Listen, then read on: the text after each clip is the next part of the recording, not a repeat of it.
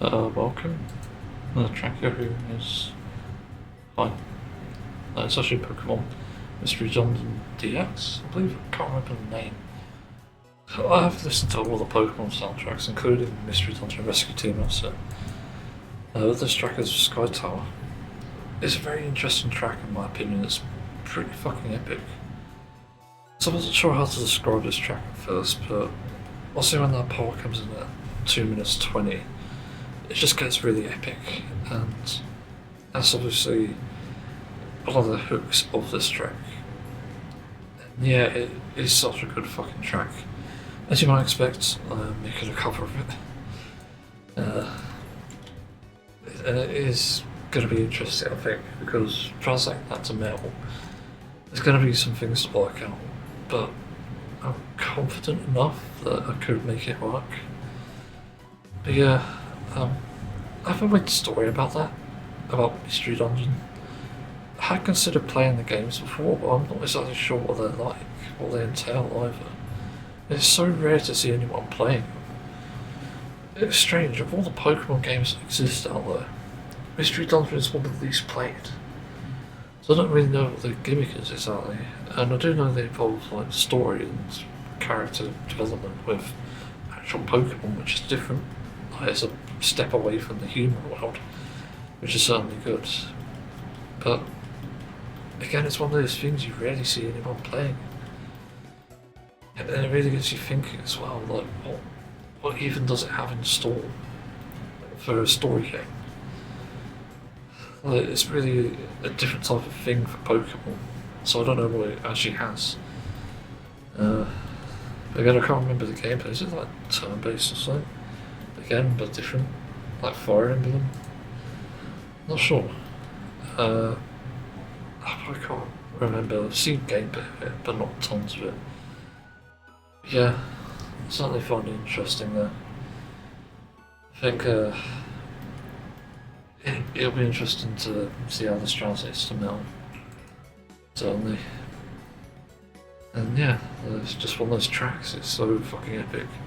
I also like the inclusion of like stops and stuff in the notes, because I think sometimes the gimmick to making a good melody or even just rhythm is usually the stops, like how you sort of give it character. Because the stops in its own way gives like a blank space and then gives you like a room to interpret or guess what might happen, and that also surprises you if it does something different. The only strange thing about this track, as I have looked at the MIDI and, well, I might as well spoil it now, I'm actually working on a cover. It seems to go between like only ever like 2 or 3 different types of keys or root notes. It's like D and E, and then I think eventually it goes to like A somewhere. So it's a very simple chord progression, I think. I think it starts on D, if I'm not mistaken, so it's like a D scale, D something scale. I'm not a musical theory person,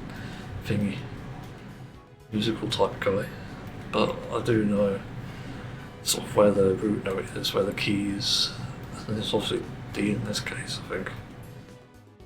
It is a very interesting track, a very clever use of instruments, and it's mostly MIDI as well, I think.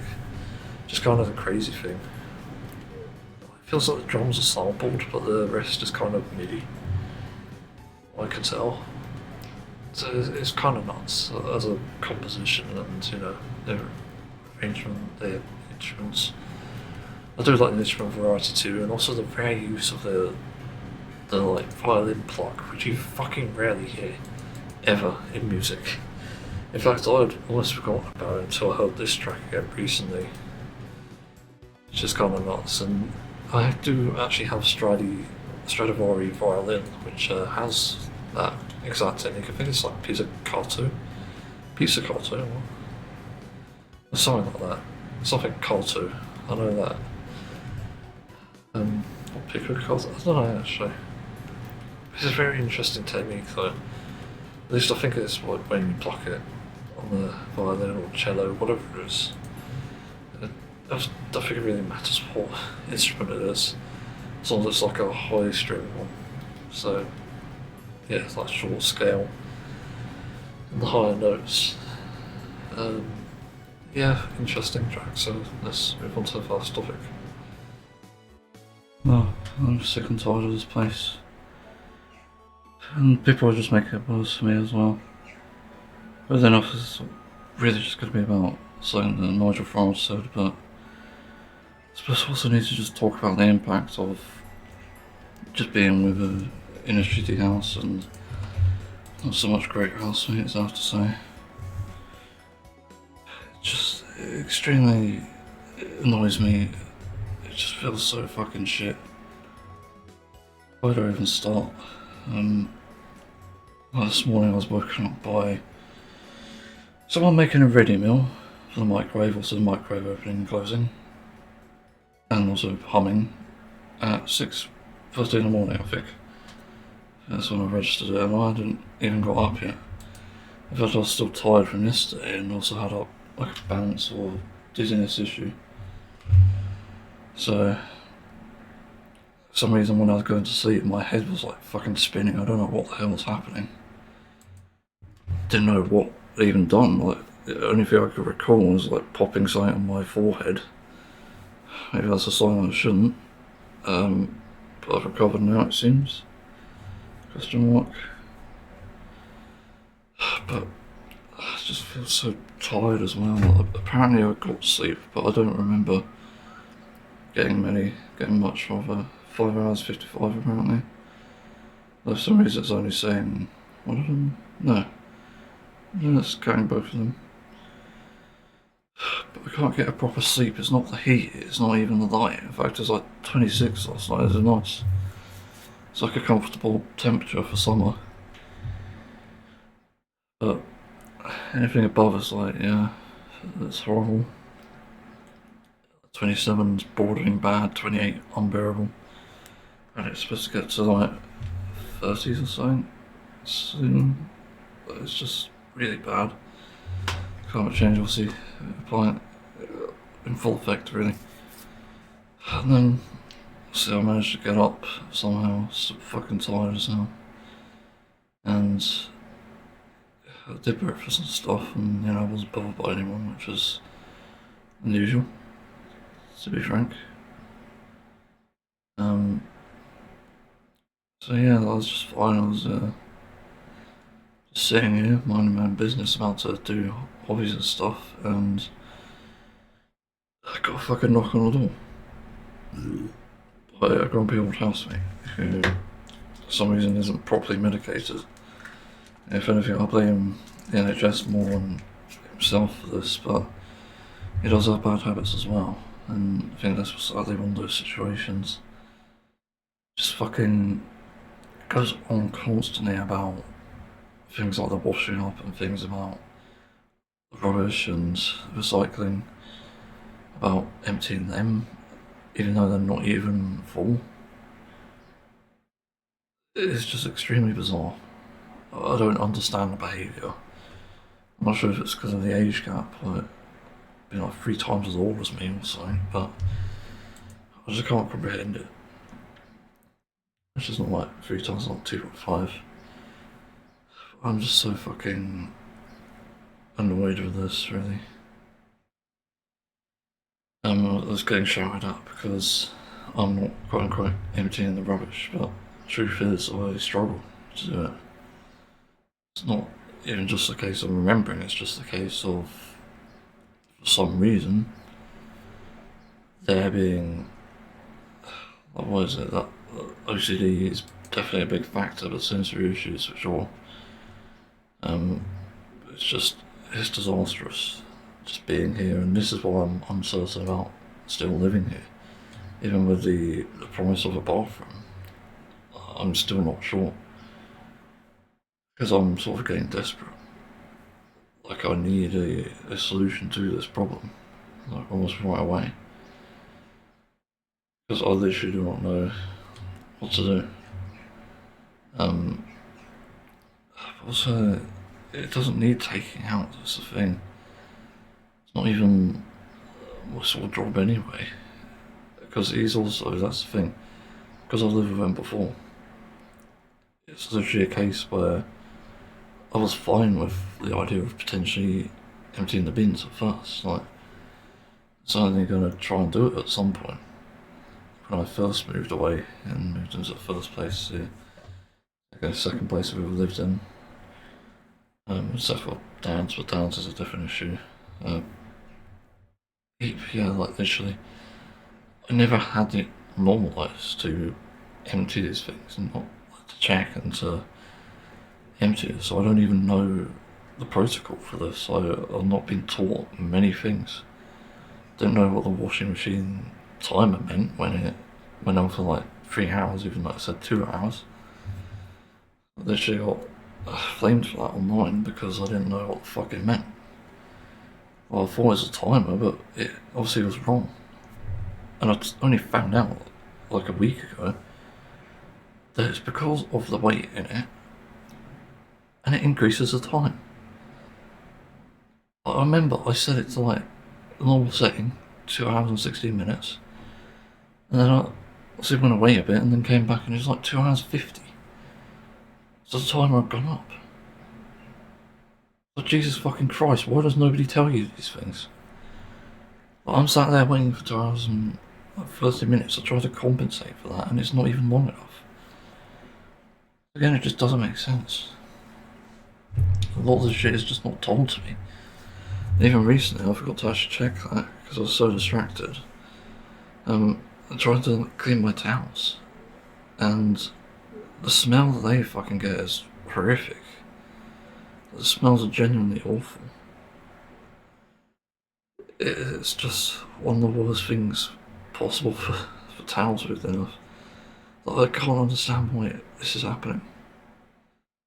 Like, it's so weird. I feel like this towel washing issue is also really affecting my mental health in a way, and also just my hygiene, because I tried hanging it up in my room to dry as I usually do. And it's just something I tended to do to begin with, and it dried it out reasonably well because my room is always warm. Even though we've got a place for drying, I prefer in here because it's easy to access. Although, does it might add to the humidity, having said that, so I'm not 100% sure. It's certainly better than the alternative, but yeah, I'm just so fucking tired. I just don't understand it. How do I get out of the smell? It smells like wet pork, as I've described it. I can't seem to get rid of it. It's just really frustrating. So yeah, I don't know what to say, so I guess I'll move on. Just briefly, for the next topic and extension of the last one. Also one in the previous, I think. Did I? I don't know if I talked about that. Sort of like the dream place. Maybe I didn't. Maybe I forgot to include it. I was sort of trying to cut myself down by talking about the dream places.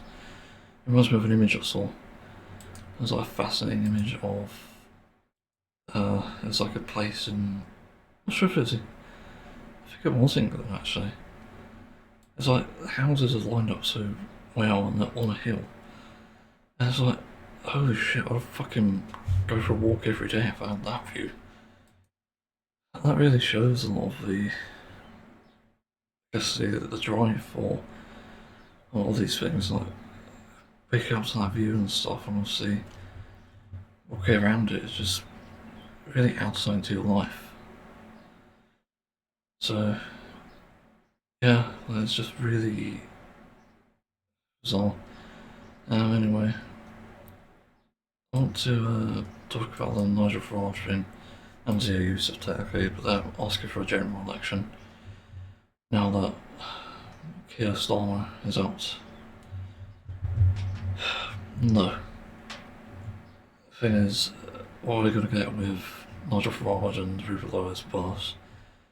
And frankly, if anyone votes him, you're just fucking retarded. I have to say it. I say it how it is.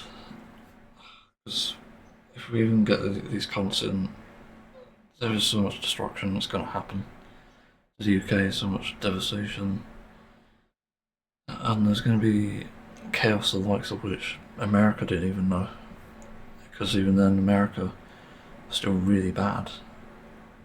But it's going to be worse for us because we have systems that ultimately rely on government funding and just various laws.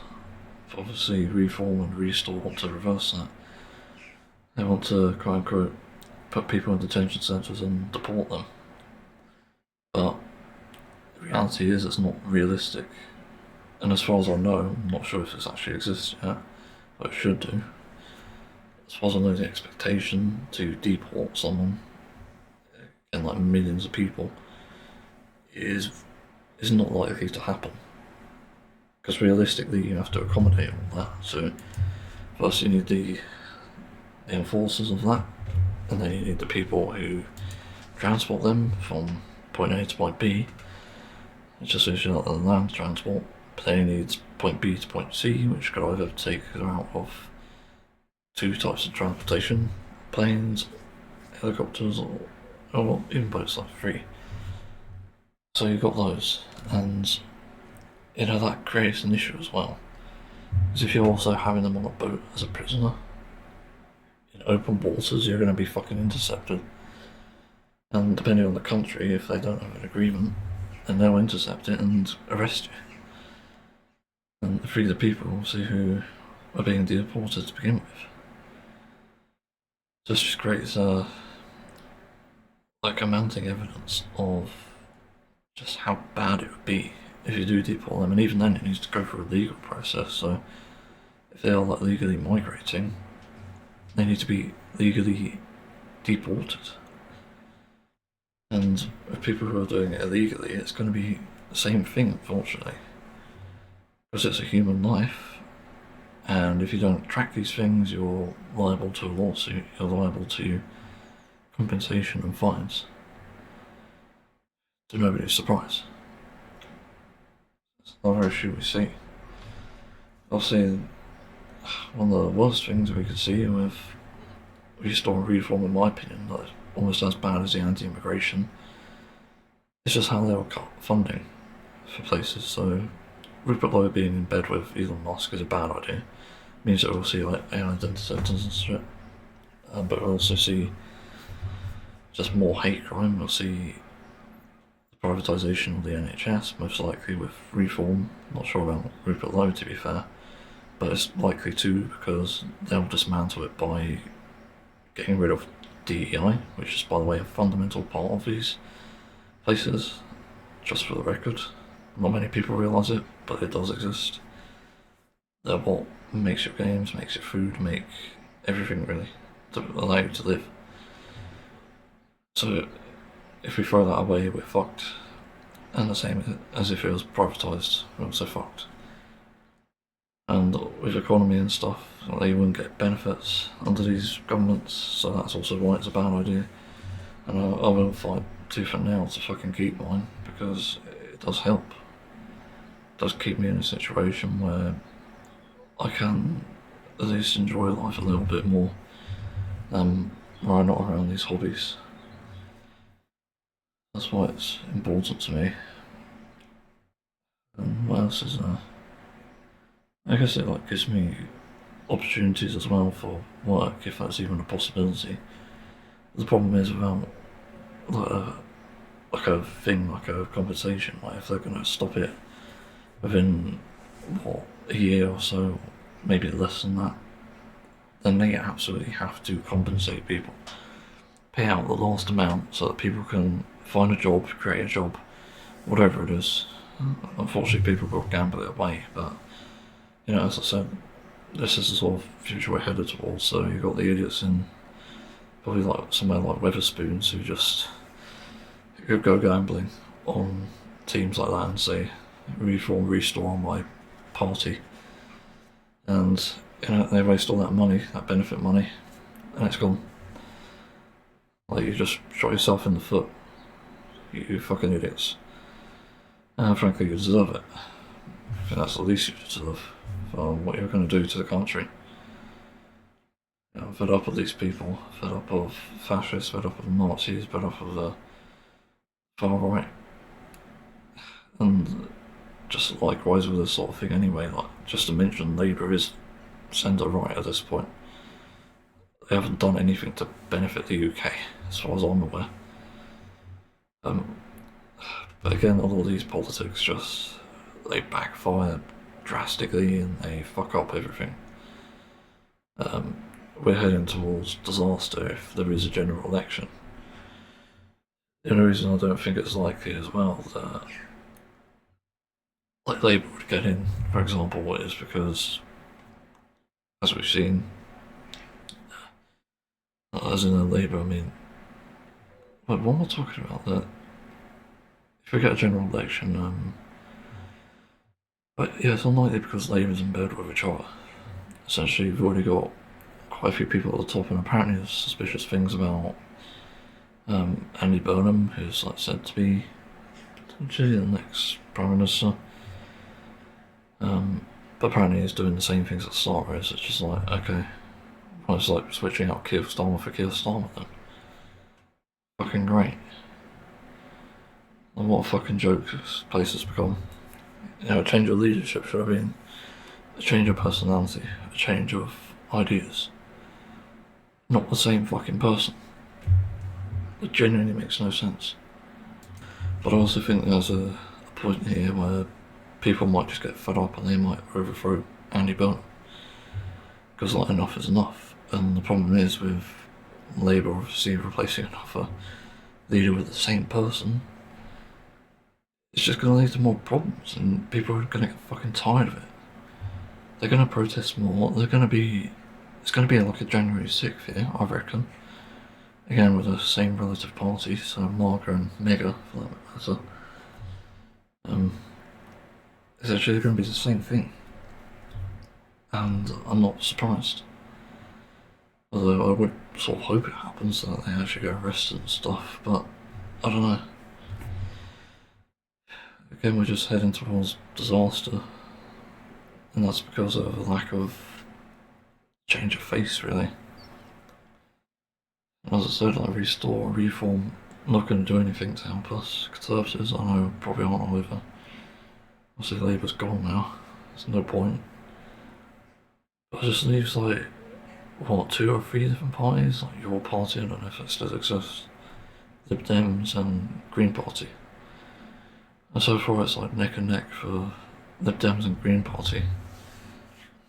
Just because the politics they say, that they've talked about and they even sort of backs people on, it's just more likely to be the one that's correct. Like, it's just kind of insane. You know, the fact that this is our only option as well is also really concerning. It's kind of why this system is broken anyway. Yeah, as I said before as well, it's easy to accommodate people in this situation, accommodate both sides. So, okay, people talk about immigration. Let's tackle it properly. Let's introduce harsher sentences for people who have committed a crime. I think that's fair. Again, within reason, because if we don't apply reason, we're doing nothing. You're essentially the criminal if you're not applying reason. So there has to be a good reason for that. I'm trying to think about a specific scenario, I guess like a paedophile, for example. A bigger prison sentence isn't necessarily going to help them. Again, this is like a non-offending paedophile, just to make that clear. You know, a bigger prison sentence, it won't do much. But rehabilitation might actually do something. So again, this is what I mean within reason. So maybe imprisonment, not the best idea, but a watchful eye, for sure. Like, that's definitely something that could work. You know, like a tracker or even like house arrest, for example. That's definitely a possibility that'll make it work. Yeah, that's like one solution. Also, there's many things to discuss there. But other things with like immigrants, I guess, I think deporting those who haven't applied legally, rather, I think definitely needs to go, but I think as well it's kind of complicated, so it's not easy to just go, oh, you came on boat, you're gone.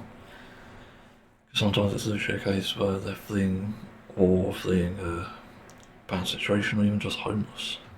Like some places just don't accommodate them, and that's the problem. So, again, we have to look at this within reason, because that's the only way you can tackle this properly. Again, it's all the same logic here applies. If you're deporting immigrants because you don't like them, you probably are an immigrant. Like, it sounds stupid, but it's the truth. Because you're applying a dehumanising effect to them, you're treating them like shit, and not even getting punished for it. And in the end, it just means that you're a worse person because you're not doing anything to help, you're not stopping the crisis, you're not doing a single thing. You know, if you want to stop immigrants coming here, you don't do it with stricter rules, you do it with understanding. And that's where you stop it. That's how you stop immigrants coming in. Because with understanding, you'll have safer places for the ones that currently exist, and even be able to stop the ones that are essentially coming into this place. But yeah, again, understanding is like better. So, yeah, like, there's many other things to tackle with that. Proper housing too. It goes without saying, like, asylum hotels are fine, it's just idiots seem to think that they've invaded it, but they haven't, because hotel owners have to sign some things to even hand it off to asylum. It's when they're not making profit as well. That's when they hand it over to basically an asylum. An asylum hotel. I'm trying to think what the other thing was. To be honest, that's not the only thing with anti-immigration. It's the only thing they bring up. That's the thing with the far right. They never talk about anything else. There is like a mention of like woke every now and then, but the problem is they haven't even proved that it's wrong. So I think even to a piece something like that, something like the EHRC guidelines, nobody even cared about. So it shows that it didn't really matter. I saw nobody celebrating it at all, even on the far right. So it's just bizarre. So even with that like trans bathroom ban thing, doesn't do anything. So they need to reverse, obviously. But as for like addressing like woke culture and stuff, it's kind of difficult because fundamentally these people are part of it, and a lot of the times people with these perceptions about, again, woke people is because of either a stereotype or because they've been wronged in some way by someone like that, or again it's just like a preference thing. Like you see someone with short dyed hair, it's just like the stereotypical LGBTQ plus person, which is not true by the way. And they seem to think that's what it is. That's what queer is. But I think really what needs to happen there is education. We need better education on that. To understand that these things, while they may seem unusual, they're actually a normal expression of someone's identity. The same way I choose to wear short hair, the same way I choose to wear merchandise I like, you know, say a band t-shirt, like Silosis, or at some point it'll be I'm Maiden, but I also wear like other shirts by other brands as well. So again, it's like a style choice, and the same with tattoos. Like there's no stereotype here. So wokeness is essentially something that someone's pulled out their arse. That's the best way to describe it. You can't actually find a single woke person because they don't exist. Everyone's different and has their own preferences. That's just a fact, it's a reality. So again, education, even educating the people who don't accept it, they should be taken in for hate speech wherever it exists, and obviously question on things. If, again, there are situations where they are doubling down on someone who's LGBTQ+. It's one of those rare situations where the problem isn't addressed by targeting the minority. It's addressed by essentially education, by educating the people who think it's a problem. And even then, it ties into like history lessons as well, like how apparently some cavemen were in long life homosexual relationships. Animals are in, obviously, like homosexual relationships too. You even see like asexual animals, you even see transgender animals, like mainly it's like clownfish, but I don't know what other ones exist.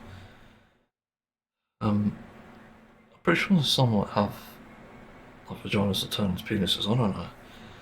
But they exist, that's the point.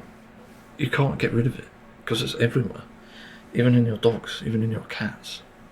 There is a bit of LGBTQ plus in everyone. Not so much like transgender, but that's rare.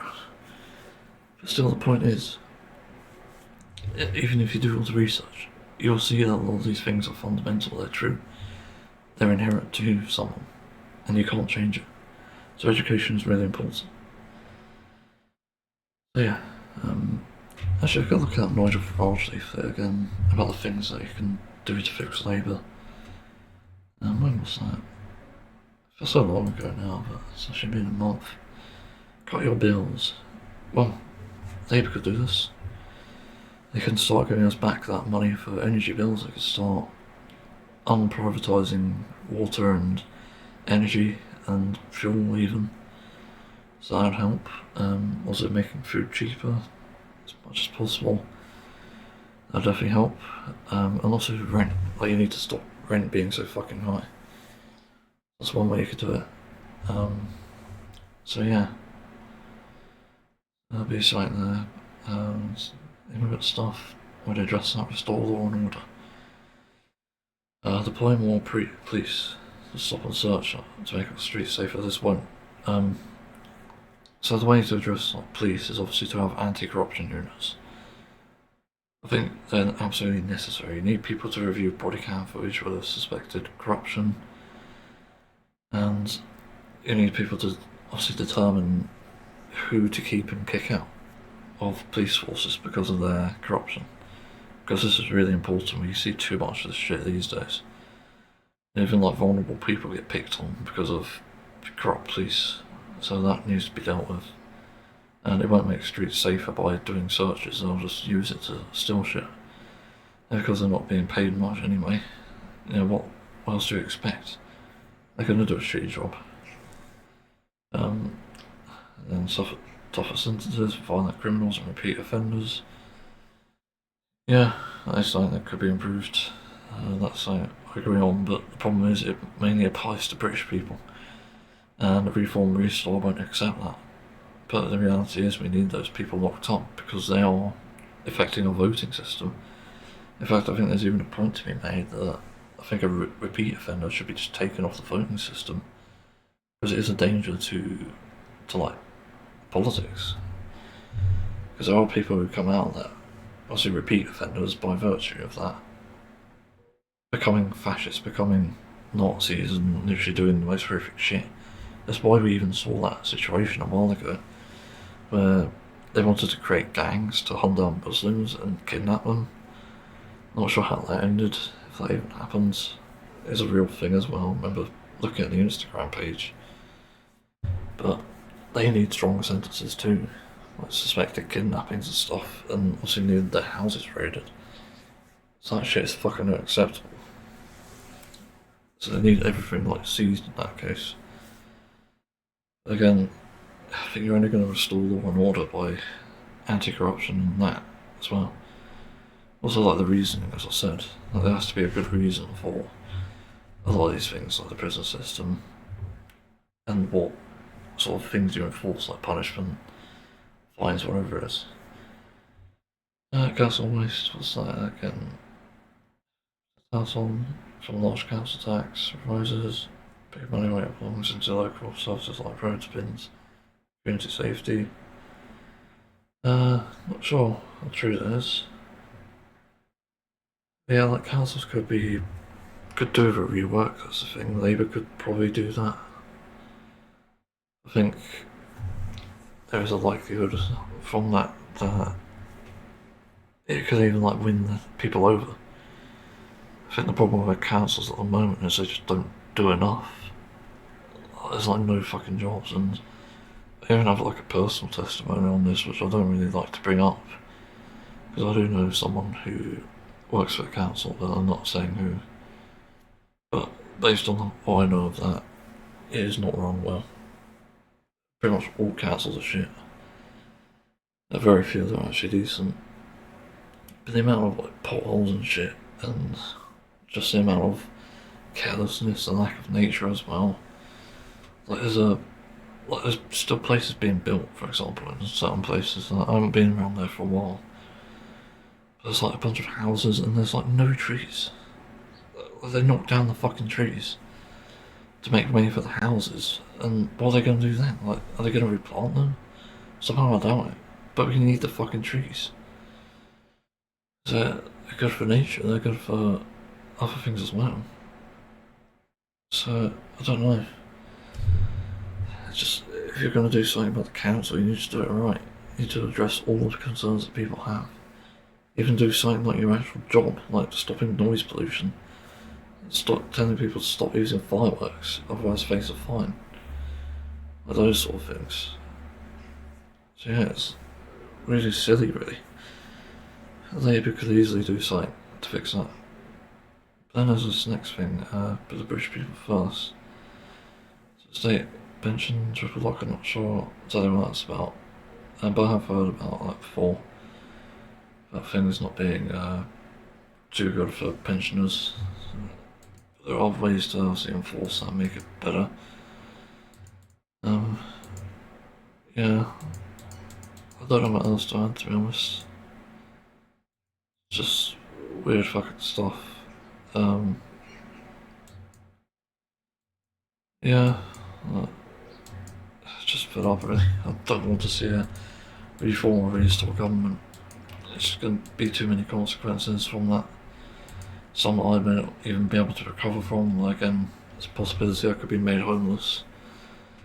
But, this is kind of why I wanted to ask about if I could even work, because I want to prepare for this. But given that I can't prepare, I don't know what I'm supposed to do. It's kind of like they fuck you over just specifically to kill you, supposedly, like to genocide you. Because that's what it is. And a genocide is essentially what they intend to do with most things anyway. What they'll do with disabled people.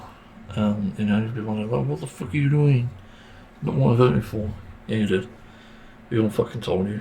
You didn't listen, you just said the same thing. Like a fucking hive mind. Like immigrants' problem. And it wasn't. Just fucking ridiculous. But also in that case, you also got what you deserved. When your family member's being killed, or a friend, for being disabled, for being on benefits. Remember, you caused that. You have to live with that consequence. You fucking can't. Another realisation. But if reform was really going to, for some reason, take away what rights we have and also benefits, as I sort of explained before, then there's also the warning of how the issues of the today will just remain with, what do you know, all the fucking problems that already exist. So, as in, what we're looking at really is an issue where, as it currently stands, people's situations, if they're working from home or rather they're getting benefits and they're stuck at home, they're going to be stuck in that situation. The problem is, if you introduce a new idea, like going outside to get a job, there's going to be a lot of complications, and this is the thing that Reform and Restore have to do. They can pretty much give or take a lot of the things that they might do. Like, anti-immigration won't affect me, but it's still a bad thing. But the reality is, I really need to have like security when it comes to finding a job. So the entire point that you get benefits is that you need something to tie you down whilst you literally figure out how to get a job, where to go from there and stuff. It's seriously important, and that's why that happens. It's so dumb when you look at it as well, when you see that again these parties want to remove those rights that you can rightfully have.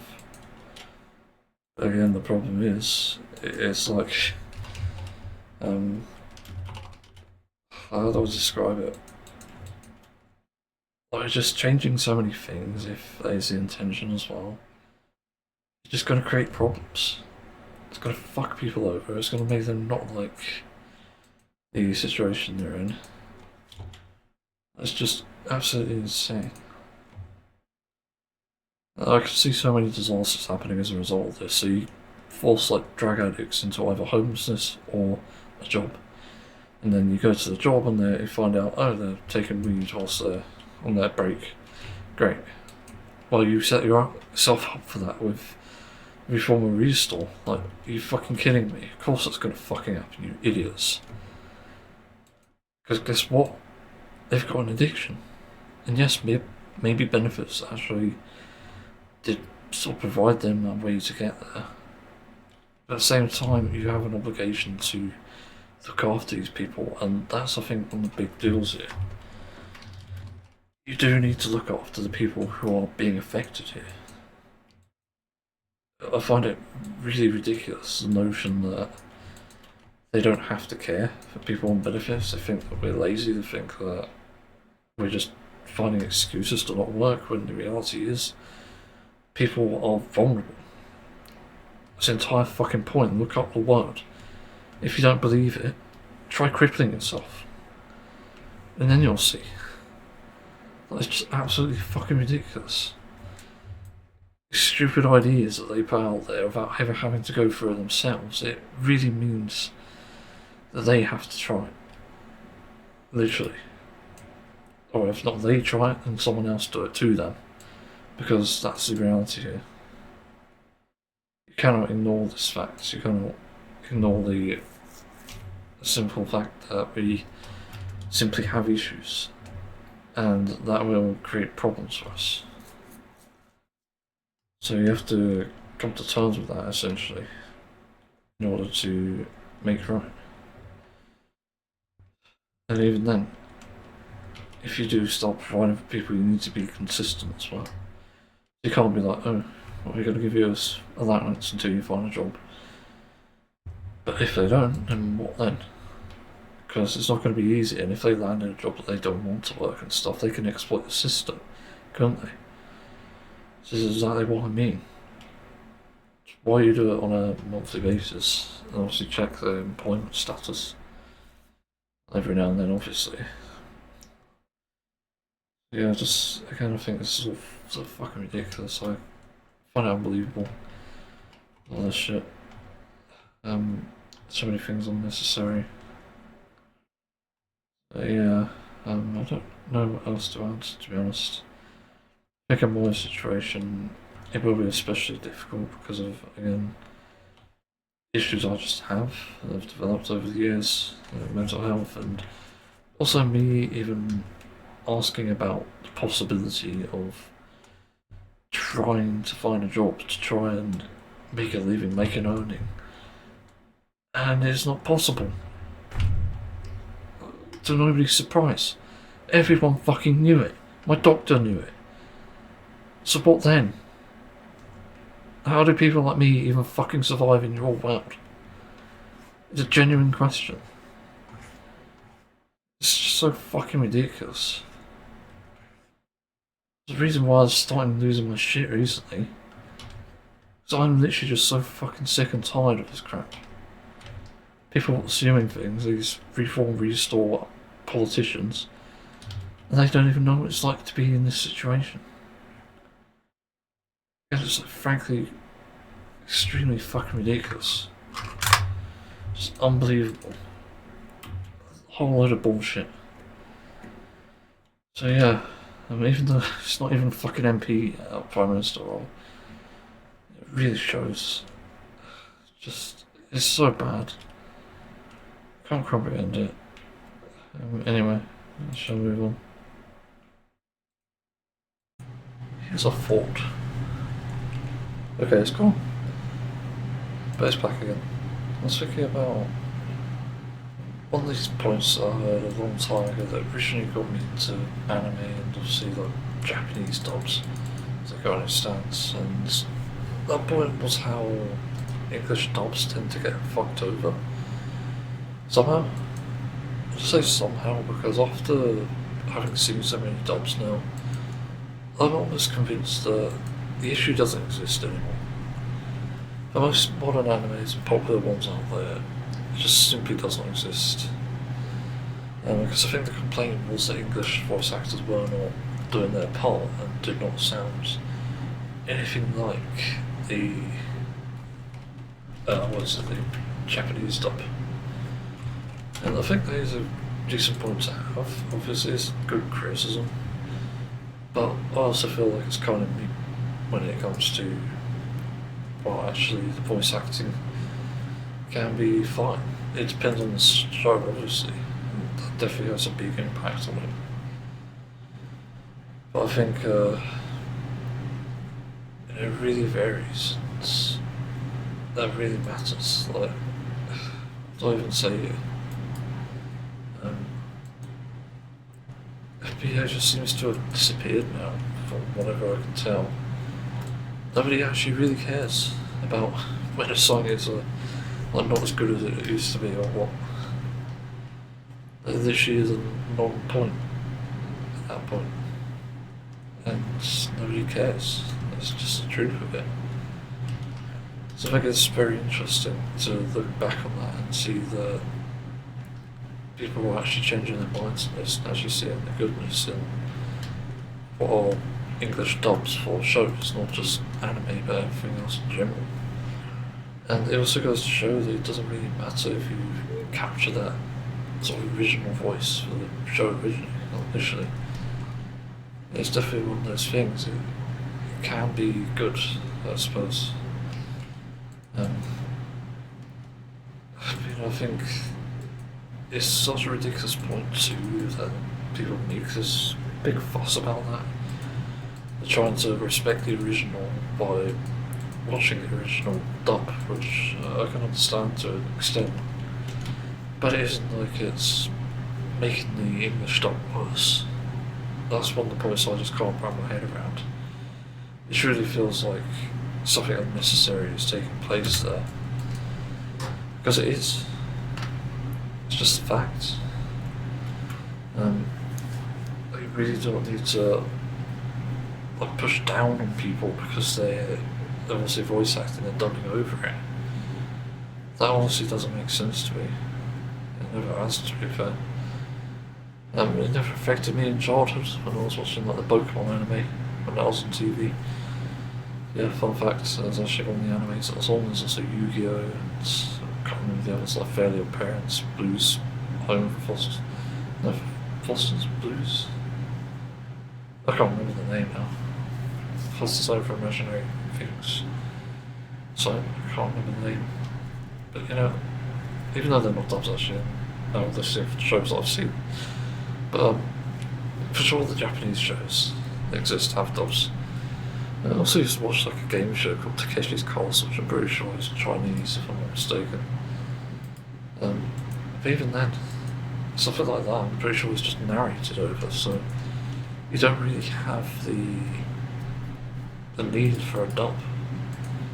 Like, you don't really have one. So yeah, I just don't see the big deal when it comes to Japanese dubs anymore. I kind of appreciate the English dubs instead because there's more effort in them sometimes and they're just about the same when it comes to what you see between the two dubs. Like right now I'm watching the Miss Kobayashi's Dragon Maid movie It's getting started. It's not through it yet. But it's so unusual going from the Japanese dub to the English dub. Hearing their voices for the first time in English, because I previously watched it in Japanese. And yeah, there is a bit of a difference. I will say that Toru's voice actor for some reason is a bit too high pitched. She seems a bit out of place in areas compared to Kano, who should be more high pitched in my opinion. But Kano's voice acting is amazing. I do like it. It's like a very gentle, soft-spoken voice, very Kano-like. And everyone else is kind of about what you would expect to what I've seen so far. Yeah, I don't know what else to add to that. It's just one of these things. I really hope that people get on board with the idea of supporting a dubbed version of these shows. If it's like something they can do. Because it definitely has its benefits, for sure. Obviously, English dubs, I get to do two things at once. I get to make artwork and I get to obviously watch and listen. Somehow I could do both, which is bizarre. Not 100% sure how I managed it. Even then the focus is still there somehow. I can multitask somewhat nicely, well, whatever you say.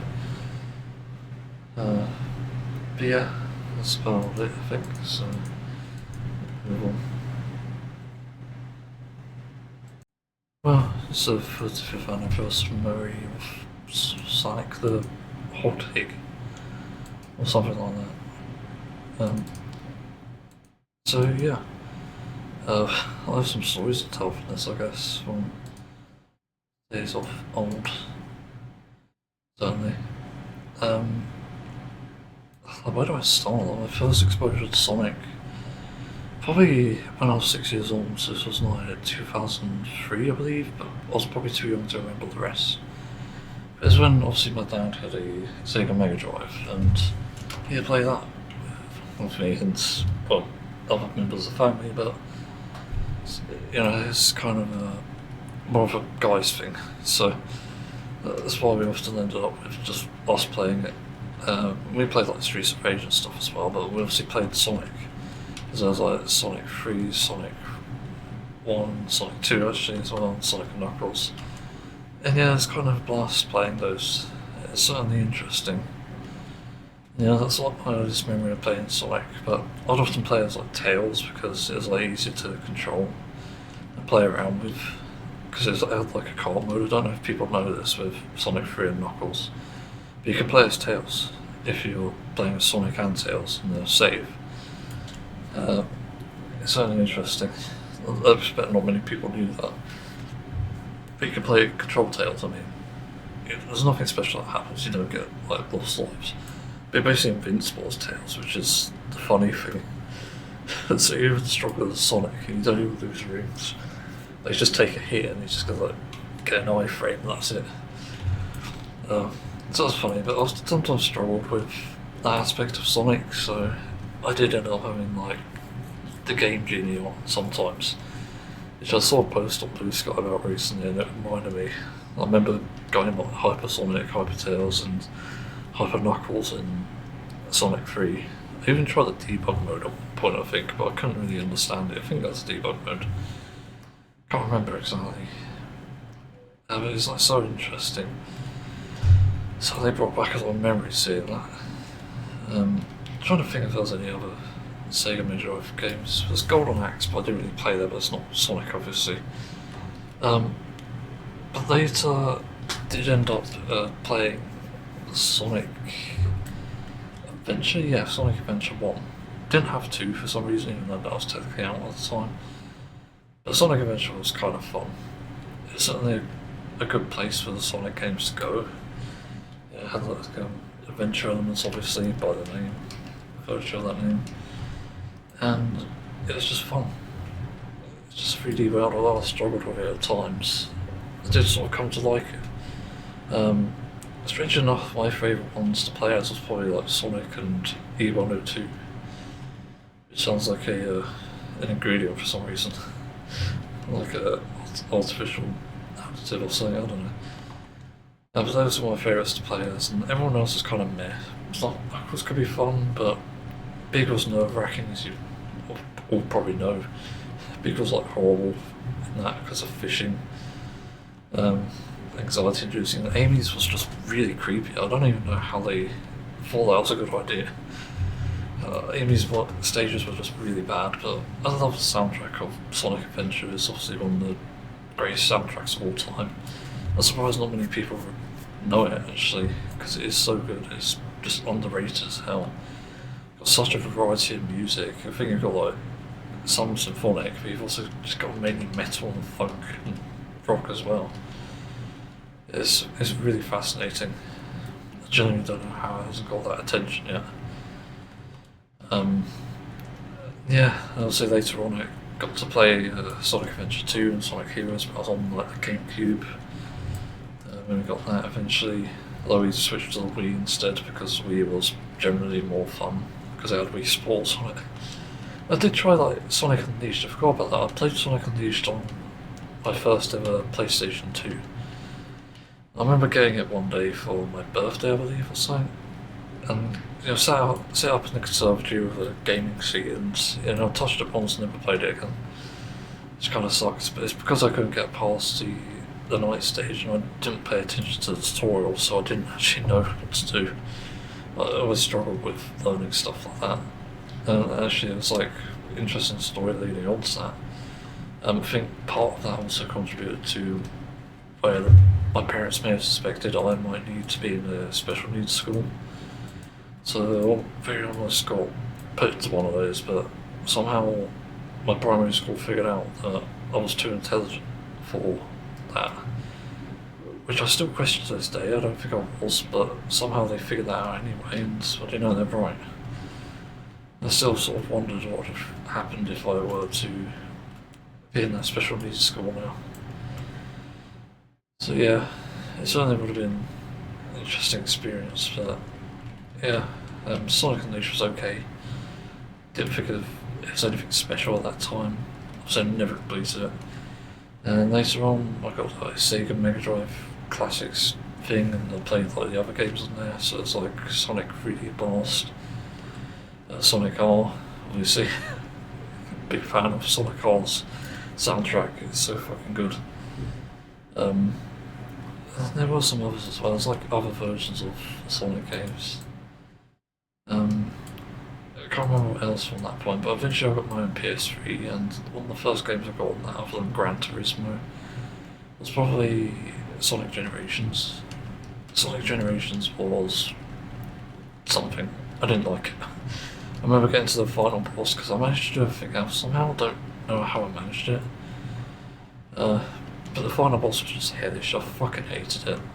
I almost got grounded because I swore so much on that. And I played it again recently, and it's like really easy. It's like so weird. I think it was easy anyway. I could be misremembering. But yeah, it's certainly an experience, and I didn't really touch Sonic for a long time. It was at the time I met my like proper friends in secondary school who were into like Transformers and Battlefield and Call of Duty as well. We weren't the sports guys, we weren't into FIFA or Madden or anything. That was the other crowd of people, of kids. And yeah, certainly created a lot of memories too. I did play Sonic and Sega All-Stars Racing on the Xbox 360 at some point. But I wasn't a fan of it, honestly. It didn't really seem that great to me, and obviously I replayed it recently to see what it's like. It was terrible. Same with All-Stars Transformed. But it's genuinely awful. I don't understand how they released that. It's a cool idea. They just fucked it up so badly. It's so badly executed compared to Mario Kart Wii. Mario Kart Wii was the shit at the time. Just all that anyone ever played.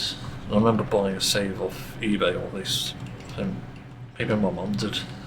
Bought a save for Mario Kart Wii to have everything unlocked, which is neat. Because you can just copy the save data over, it seems, and we'll see if you have the save data, you can just do that. But I don't know why we bought it exactly when we could have downloaded it. Unless it was actually downloaded, but I don't know.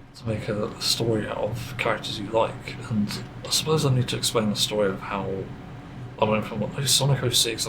I keep forgetting these games, like, they're so niche as well. But I did play Sonic 06. I love Silver, but it was kind of shit because it couldn't be the bosses. It was impossible as a kid. Silver was especially impossible. It's so fucking bad.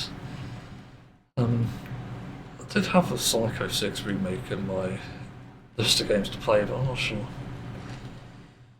Yeah, certainly some games sure. What else was I talking about here? I can't remember now.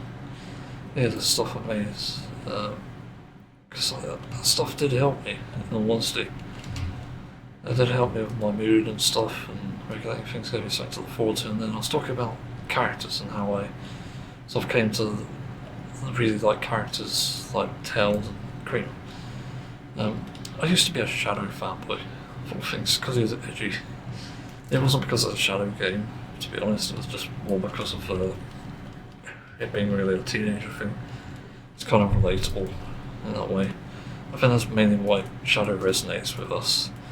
It's not because he's like edgy, it's because of the way he just, acts like a teenager, and he is a teenager, essentially. And that's what's so different about him. And yeah, that's it. Honestly, it's not surprising. Not surprising around that. What else is there?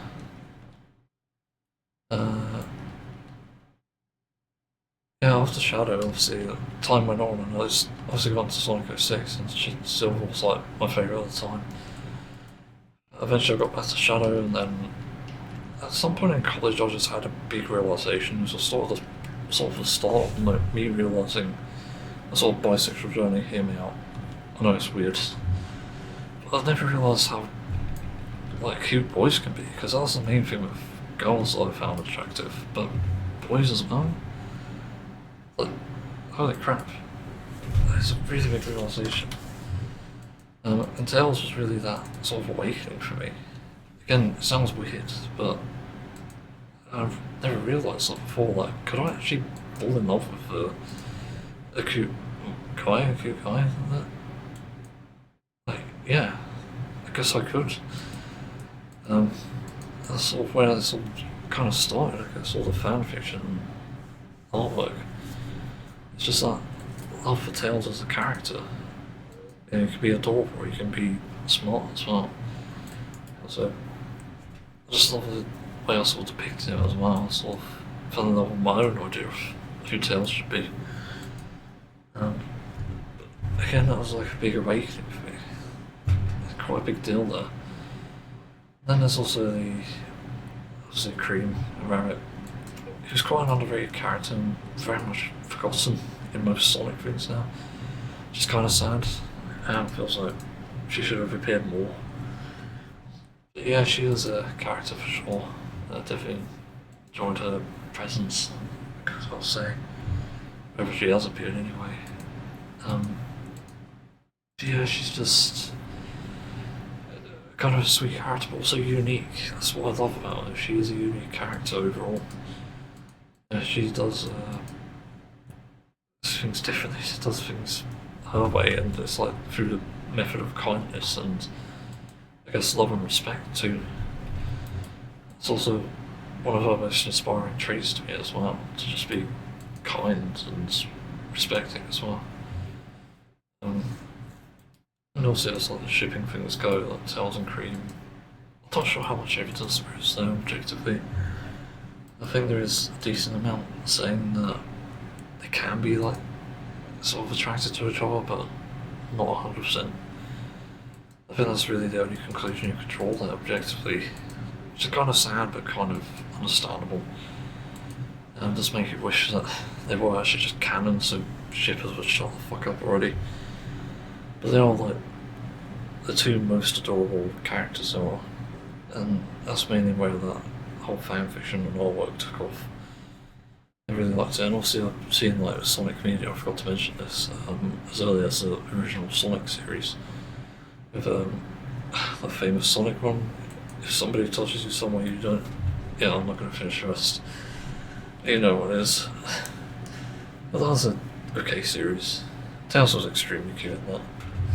Probably the cutest he's ever been. Then what else was there? There's a Saturday morning cartoon as well. I'm pretty sure there's like a third one, wasn't there? Sonic Underground, that's it. So you also had like Saturday morning. What was that? Wait, I think there's two. I think there is. Maybe it's the same thing actually. The original one, the Saturday morning, is the same one, and then Underground was something else as well. Obviously, it's a different type of series, but yeah. But after that, I had seen like Sonic X briefly on the TV.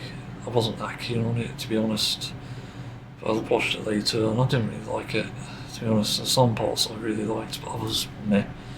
Especially hate that intro. Fucking hell, it's annoying hearing that. And then later on, there was obviously Sonic Boom, where again it was like a disappointing show back then. And it's still disappointing when I revisited it, even with it like finishing as well.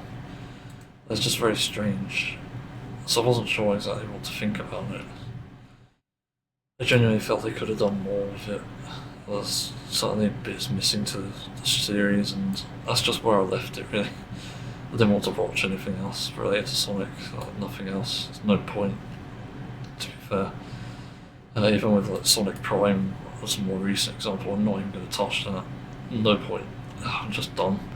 And also it just looks really bad. As I said, it looks like I guess like autism. I'm an autistic person, so I can't say it. It's just one of those things. It seems really kind of cheesy in the way that they've designed it. Like they make them look edgy on purpose and stuff. Like giving Tails like a darker side and giving Sonic actually it's others like Amy and Knuckles like different designs. It's also just really lazy.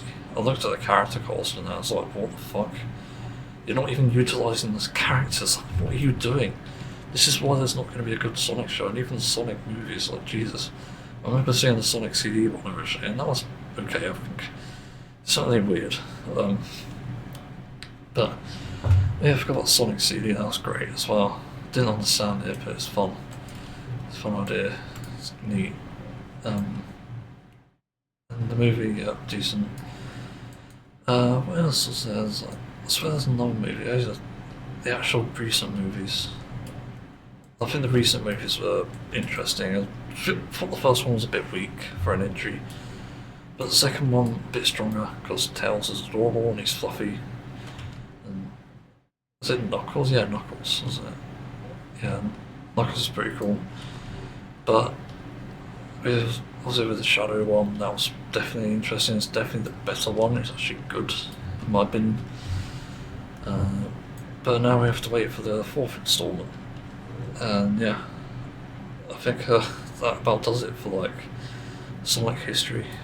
How much I've explored it and how much I've enjoyed it and stuff.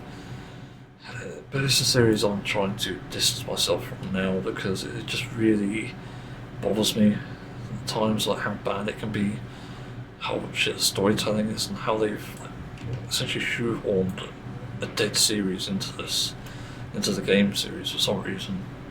I remember the end of Sonic Frontiers, it's just like traumatizing, like, what the fuck? Like, nobody really liked Sonic Boom. They only liked it for the memes, but that was it. Like, everything else was just crap. Yeah, for some reason, that ended up being a thing. See, I'm not really sure. It's just extremely frustrating, really, to see that Sonic has like gone about around and stuff. It could have been better, but I think, as far as it can go, I think it just needs to be left in the hands of the fans. And I never really got into the comic series. It just never really interested me. I've heard they've like screwed up as well, like giving it entirely like different stories and shit, which I'm not really a fan of. I don't like when they rewrite the stories and stuff. Also, just use the same villains. That's the other thing. It's boring as fuck. Like, come on. We've seen Eggman enough. That's one of the things I respect about some of the other games, even Frontiers. But again, Eggman's like, go away. we've seen enough of him, and it's time for either a rework or a different direction for the series. So I'm just literally fed up with that. It genuinely gets tiring. So I don't know where else they can go with the series.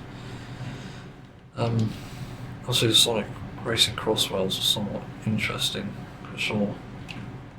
But I don't think it's like perfect by any means. It's mainly why I haven't played it yet. Why I played Mech instead. But also it seems like they've added FOMO to it, so I'm not even gonna entertain the idea of playing it. Because I don't really appreciate FOMO. Fuck off, any game it touches, go away. Even then, it should be a minimal amount. And there are games that do that, but you can't really avoid it. And if the game's good, it's fine. Not really a crazy excuse. So yeah, that's the Sonic series and my history. So I will move on. I just got done watching a pretty good movie, I have to say. I'm quite impressed with this. The movie is called Miss Kobayashi's Dragon Maid. A Lonely Dragon Who Wants to Be Loved. A Lonely Dragon Wants to Be Loved. Oh, there's no who in that. But it's very interesting actually. Because I'm a fan of the series and only the anime, to be clear. The manga's way too fucking creepy. Not in a good way. Literally pedo shit was fucking full around it. But yeah, I find myself also just fascinated with the anime. It's just so different and so interesting at times. It does things that you won't quite expect, and I think for that it's definitely something different that is really unique. I find the idea unique in itself, and that's part of the reason I've enjoyed it so much over the years of each installment it's had. I admit that I've watched only the Japanese dub before, so it's a bit unusual watching this movie having the English dub, but I got used to it, and that's obviously a good sign. I think if I wasn't used to it, it'd be a bit awkward, but yeah, it's one of those things, it works. And I've talked about dubs briefly on this as well, previous topic, but dubs are fine. Also, I think we're past the point now where we judge it based on whether it retains the original quality, because sometimes you get something that's really good out of it, even if it's not like as good as the original. It's still something great there. But anyway, I have to say, in my review, I've got some things here. I think the animation is very good. It's about as good as it can get for, well, Dragon Maid, as I'll call it. I think it's decent enough. Nothing to complain about, really. It's not even really a simplification or anything, so yeah, it's got that going for it, and it's fine with that, really. Well, I don't know what's hard. It's just fine. And yeah. But there is one part that really impressed me, because I am a sucker for this sort of thing. But I just really fucking love the background art. It's all so good in this. It's just insanely well done. It's like, I think it's like partly painted, and there's also a bit of CGI later. But the final scenes in this movie is just, oh my god, literally some of the best fucking anime backgrounds there is, and probably some of the best screenshots you can get out of it. I guarantee you, if you get a screenshot of that ending and then process it through like upscale, for example, you'll get one of the most beautiful fucking backgrounds ever. It'd be great for wallpaper engine as well. That's the crazy thing. It's just insanely good looking, so much detail, pretty unique as well, not to mention the colours. It's just extremely colourful, and you don't really get that with many like shows or animes, really. You don't really get that. So it's obviously worth commending for that reason. So yeah, I do very much like this. What else is there? So talk about background stuff next. yeah, the story I should probably talk about next, or maybe voice acting. Voice acting.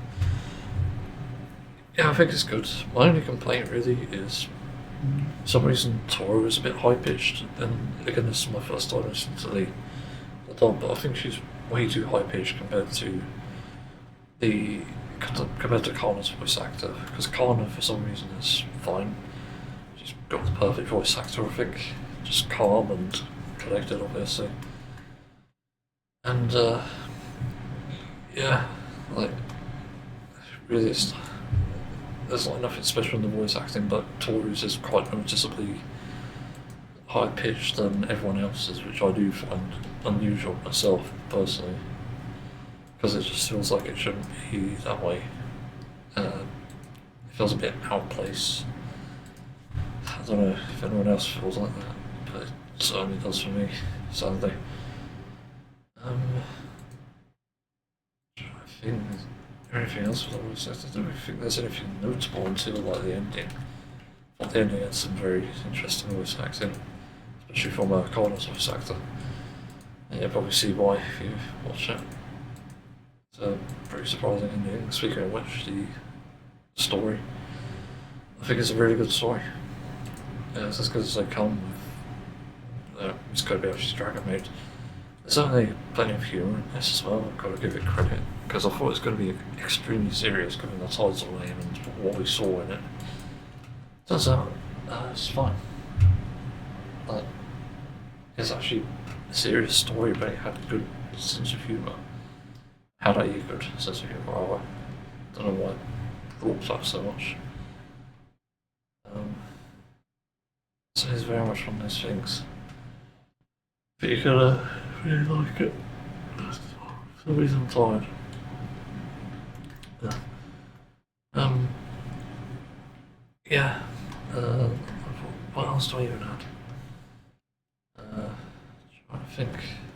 What's I've done my hobby today. That's good. Sure, I was going to finish that. I need to finish this bit if I forget, so I can find attention to detail. Why is it? Oh god, I did over the outline. I'm a Tobra elitist. Wait, what? Yeah, there we go. Look, something else. One more thing. Anyway, next bit in this, I think. I guess the characters are fine. I didn't really bring this up in my brief review of it, but the characters are definitely interesting. The one they introduced, and well, the two they introduced technically, the one we knew probably existed. I can't remember my Dragon Maid lore that much. It sounds weird to say. Also, I forgot to say, it's got plenty of good scenes too, like plenty of cute scenes and plenty of, I would say emotional scenes, which I wasn't really expecting. It's like, oh, Jesus, okay. Sure. It's certainly interesting, and I enjoyed it regardless. And yeah, it's probably one of the best movies I've seen this year, up there with Naked Gun and what else was there? Did I seriously put the movies with the TV? That ain't right. Then again, the Chainsaw Man has to be one. Has to be there, Rob. Yeah, there it is. The Boy in the Heron was definitely good. It's definitely one of the better anime movies I've seen this year. Heavy Metal was interesting. Thanks to seeing that. Yeah, there's nothing else to add here. So there's just really interesting stuff. As I said, I can strongly recommend it, especially if you're a fan of the series. I think if you're a fan of the series, it's just going to be all that more sweeter. It's just so good. I was surprised how little attention it's got. It only released like a few days ago, which is insane. It just came up on my Crunchyroll by random, and I was like, oh, sure, I'll watch that, because I am interested. Because I've been waiting for like more Dragon Maid stuff. Literally one of the most like wholesome and cute series I've ever seen, and for some reason they never fucking did anything with it. It's good that they strayed away from the manga in most scenes, because the manga is like genuinely fucking weird. It makes it an 18 plus pretty much. It's pretty much a, what do you call it? Hentai? I think it is. That's how bad it is. And then they've dumped it down so much in the anime, which is good. And literally made it watchable for like teens and stuff, which is very interesting, although questionable choice of boobs, but not way. Picked him. So yeah. Also, Ace Attorney has a fucking anime. Okay. Not sure if I want to watch that, that depends. That's a from the popular video game series, Phoenix, right? Yeah. Sure about that. Anyway, I think I've done with my anime marathon at the moment. Let's go Fist of the North Star on here. Wait, how's it 6 seasons when it's a fucking movie? Hang on, I'm confused. Series 1. Eh? Wait, what? So they... Wait. So there was a movie for this, son? I'm so confused. Like, how modern does it get? It's fucking nuts. Like what? Oh, I've got to watch that. Okay. I'll look forward to that as well when I come back. I fucking love still North Star. Especially love like 80s anime and stuff, it's so good. The retro aesthetic, the style as well is pretty decent. Yes, I'm genuinely interested in that. Damn, Crunchyroll. Reading me like a book. Which is strange because I probably am a book. Well, time to move on. Something I was thinking about recently is I'm realising I'm struggling with my situation of cutting people off from my life, and it's kind of weird because I guess I'm so used to the fact that I see these people pretty much on a weekly basis, but at the same time they're also some of the kindest people despite the shit I've obviously heard and seen. But yeah, they are considerate and kind enough people, at least in those cases. But it's also a struggle of, do I come out to these people? Because obviously they're much older than me. And, you know, perhaps goes without saying, but blood plays a role in that too. I'm not going to say who, but there is a lot of that involved too. And I suppose the struggle comes with the awkwardness of saying, like, I just feel uncomfortable and I see have these things that you're saying is a problem, and it's just so fucking ridiculous. I'll just go back to all the points I addressed in episode 108, I believe it was. I actually had to re-upload that because I forgot to turn on the music, which is really annoying. I rendered it early in the morning so I didn't get warm, and forgot the music and almost uploaded it with the music in that, just blatant. But no, I've been considering my choices because I'm just wondering what I can do, because I still feel extremely depressed over this. Like, it's actually heartbroken because it's hard to face someone who thinks that, you know, something like pride is somehow a joke, when it very clearly is not. It's about survival, it's about persistence, and about celebrating the rights that we obviously fought so hard for, and we don't want to forget that, as well as providing community. That's why people celebrate Pride. And you know, Pride wouldn't be a thing if it weren't for the community effort. In fact, I was surprised to see that in Ukraine, as far as I know, this is like their first ever fucking Pride march. Like, they had a Pride march for a bunch of people there who were just openly LGBTQ+, and there's quite a few down people there. Yeah, it genuinely surprised me. And yeah, it shows that the world in a positive way is changing. It's not changing everywhere, obviously, but in some places it is. I'm pretty sure there's also like, is it Hungary or Bulgaria? I can't remember the place now, where they changed the leader recently, and the leader's been pretty good and openly accepts LGBTQ+ rights, I believe. But this is again why we said it prior. It's like countries shouldn't be pushing us to our limits in that they try to make us feel like insecure or uncomfortable with who we are, or just outright deny us anything. You know, treat us as less than human, despite the fact that all these things, everything LGBTQ plus happens at any age and any point in life. There is no point, nothing anywhere that says it isn't. Like, it's just fucking strange. I don't understand what people are thinking here when it comes to saying that pride is a bad thing, and also things like Antifa are a bad thing. Like, are you fucking kidding me? And why are you dismissing it on such trivial terms? There are a lot of people who are selfish who sadly, you know, do end up in those crowds. Merely people who are rich do end up in those crowds, but you don't know that.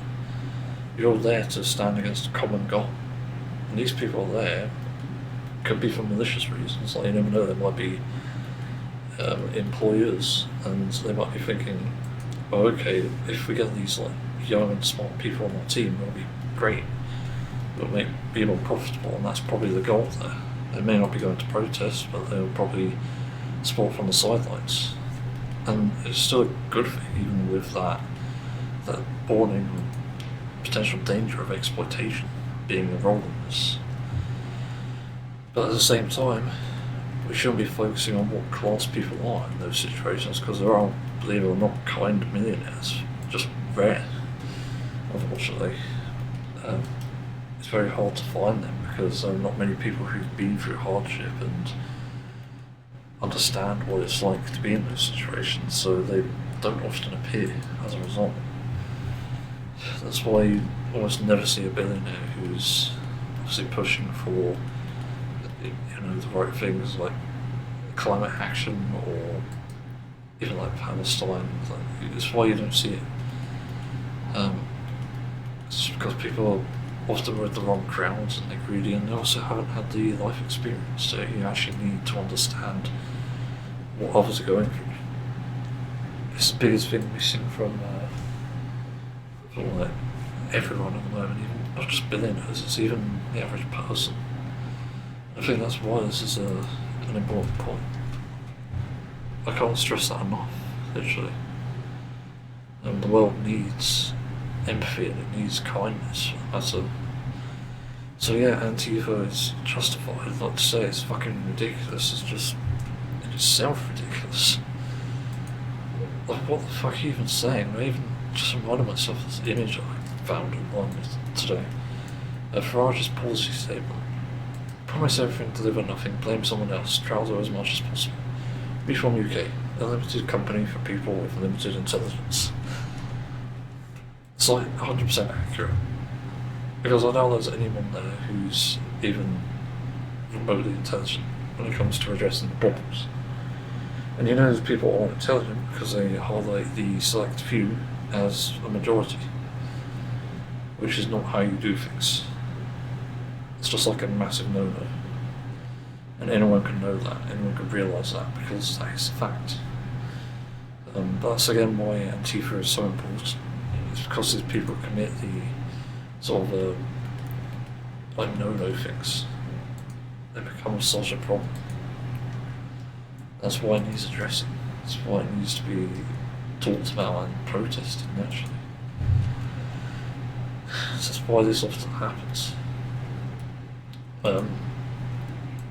So yeah, like, those are some of those points. Also, I just don't like hearing about very bad like news stories. Like, did I explain what happened in there? Again, sort of trigger warning.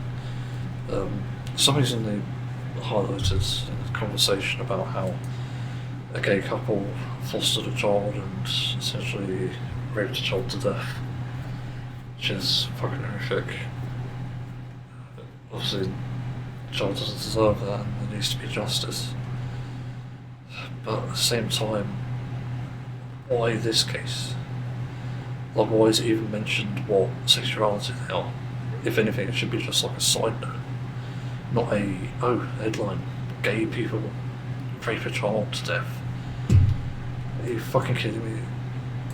Yes, it's going to happen, unfortunately, because the world is fucked. There will always be fucked up people like that, no matter what. But it's not even the point. You don't even mention it when it's a straight person. You don't mention their sexuality, you don't mention their gender, you don't mention their race when it's a white person, you don't mention a disability when they're an able-bodied person, or maybe not. Like, it's so fucking weird. It's just, it's nuts, and that's what I can't wrap my head around. And also, it's just the fact that I was being sort of bullied in that situation, and I can't remember if I said, but I had like one of the people has a vape, and for some reason they pick on me a lot just for things like, I don't know if there is actually like a mental health diagnosis, but for some reason I was called out for being fat. I don't know, it's my answer to that, because nobody's really measured it. In fact, whenever I stand up, I sort of show some like ab muscles. I don't know what the fuck is going on there, because I don't even work them out. So it's weird that I'm even showing that. But I have a build that I was super scared the shit out of someone if you saw me shirtless. But it's just crazy to me thinking all that shit. I just can't understand the reasons for this, and especially the vape being blown in my face a lot. The clouds that come from that, whatever you call it. It's just not comfortable, and it's infuriating. I just don't want to be there, and also I'm sensitive and I have breathing issues, so that shouldn't have happened ideally, but I'm also kind of like, what do I even do then?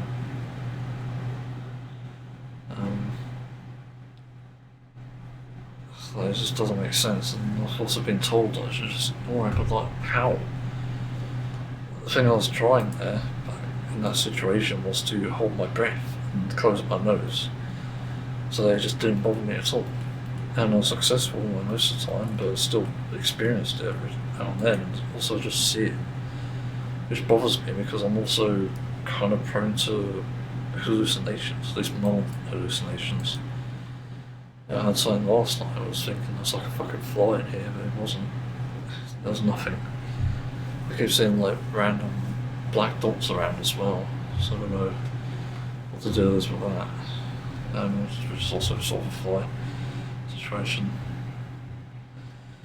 But that's just kind of what I mean. This is why there's an issue with this shit. And the complication really is to do with how I'm unable to.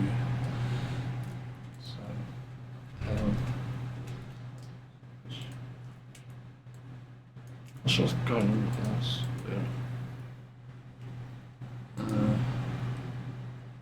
Oh, fuck that was. This thing's being weird again. Yeah, like, I don't know. It's just one of these situations, because I'm thinking maybe I need to come out. Maybe I just need to say I'm pansexual and this is why pride is important to us. But it's also kind of awkward because I suspect that maybe, because I've also sort of had a situation where I wasn't really found out to be lying in that sense, I was actually being truthful. Just a weird thing, and they found out that they couldn't find anything about the thing I said. Just okay, and then it sort of damaged my reputation in a weird way. Meaning that I don't have any sort of, like, credence at the top. I don't know the term exactly, but something to involve, like, validity and stuff. So I don't know if that plays a role in it. That's partially why I'm scared to come out as well, but there's also just like one person as well in this group that just brings everything down, because even though everyone else can be hit or miss really, especially on that migration, because really they don't care. That's the thing, there are good migrants and they've admitted that, but for this one person it's like, well, all of them have to fucking go. Are you fucking kidding me? They make your meals, be fucking born. It's just so dumb they treat it in the NHS, and the irony is, well, I think the guy had a serious medical issue and got treated in, was it a hospital? So I don't even know what the fuck they're even thinking by being on the side of deporting migrants. Migrants aren't the biggest issue, and the craziest thing was like the person that fucking fell for this guy, why? Just why? He doesn't seem like a good guy to me. For the most part, like, yes, he can be considerate and stuff, yeah, but at the same time, he's just not that great of a person from what I can tell. So I just can't wrap my head around that. There's just that awkwardness as well. Like, I hear these conversations and I'm like, Jesus Christ, I want to get out of here. And I just don't want to be there. So it just adds complications, and I'm also just realising I need to come to terms with the fact that I'm just not going to see these people anymore. It's easy to come out for sure, I can't do that, even if I was on a really good day. So today's not, because it's a fucking heatwave if you can't tell. It hasn't gone even down to 27, that's from even with that one. That's the problem with not offering a window seal kit, fucking provides for a massive window. What's the other thing with this? I guess I just need to learn also to do things myself. So obviously I won't take the kindness for granted, but at this point I think I just need to step back from that myself as well. Because I do feel bad in a way. I know I can't afford my own food exactly in this day and age, but I need to make compromises. It's sort of part of growing up and being rational about these things, and I've got a shopping list and stuff, but I actually wrote it down initially because I thought I'd maybe be going out, but maybe not anymore because of a fucking heatwave, obviously. So I am struggling with those sort of things. I need to figure out exactly what to do and also where to get my shopping from. But also I can't afford it for this week, which is the frustration. Literally I have no fucking money. So I can afford these things, but it's kind of difficult. Two chips, raisins, ketchup, trip drinks, there's something else. Freezers twice, okay. There's a lot of peanut butter, that's yeah. It's also like a year or two of like this same kindness that has to be mentioned, because I wanted to just pay by my fucking self all the time, and I've tried to, and they just won't allow me. It's one of those things, I don't know if people have that relationship. I think you have to be quite lucky to have that sort of thing going on. But at the same time, it's also sort of unlucky for me because it doesn't teach you much about growing up, and it sort of leads me to be coddled and just overcared for. In fact, I had a series of phone calls for some reason today because I wasn't replying. Well, the problem is I'm depressed and I just don't want to be fucking bothered. I don't even want to go out anymore. It just goes without saying at this point. And people have ruined that for me because I just don't feel safe. I don't feel safe because of the reform, restore people, even though they're kind of laughably weak in their own way. It's just that I don't feel safe with being around these sort of people. It's like fucking toxic as hell. Given the amount of the migrants that are actually like where I live, a surprising amount. It is kind of surprising that some of these people still are here, despite this. So again, it just feels unsafe for me, and it feels unsafe for everyone else as well. It just doesn't help things, it doesn't contribute to help things or anything. But yeah, let's just see an update on that situation specifically. Also, I've done something to my back, I don't know what the fuck I've done to it. For some reason, like, I was taking a piss, and I turned to the, I don't think I could have twisted it, or twist the same way I do it when I use my legs. Oh no, I was like leaning over to use the sink, and back just clicked, and suddenly pain. Great. so I'll probably slip the disc or something at most. Yeah, it just feels like massively uncomfortable. For some reason, sitting in the helmet mirror can sort of reduce the pain. I don't know why, but sitting forward, leaning, is sort of painful. Don't know why again. Everything else can be. It's more when it's forward that it's upwards. Yeah, I'm also really fucking tired, so it doesn't help things. Anyway, I don't have anything else to say, so I shall move on. It's crazy how one story can just change your perspective on a band and just make you not want to do like any much of it, I suppose. It's kind of weird actually, like, because this relates to Iron Maiden, all things. And I only found this out through Blue Sky. Apparently Bruce Dickinson backed Brexit. That's because, like, how? And I looked it up, and it seems like he's been fucking lured into it or something. He's saying some weird fucking talking points. They've literally been brainwashed into it. So I just find that extremely bizarre. I don't know how true it is exactly. But I just find situations like that extremely strange. Like, let me look it up, like Bruce Dickinson. Because he's probably going to have the most sort of views on politics of any member of the band. Not to say anyone else doesn't. But it's kind of weird. So there's one here called, it's just mainly Brexit. But you seem to think like having the EU separate means that we're closer or something. But I don't get how that works. Other political views and religious views of Bruce Dickinson, religion, talking here, religious views. It's what the controversy of his band regarding religious themes. Political views, Dickinson is private with his personal views. His music is the greatest clue to his feeling on politics and society. His music points to a sort of liberal, anti-war, anti-Bush view. Yeah, that's good. I'll say that sort of redeeming. Although for some reason they didn't even mention the bloody Brexit thing for some reason, which I feel like is a big indicator of that. I feel like that does almost sort of point him towards being potentially conservatives, but yeah, I don't really know. So yeah, apparently there's a screenshot here of him shaking hands with Ryan Atkinson.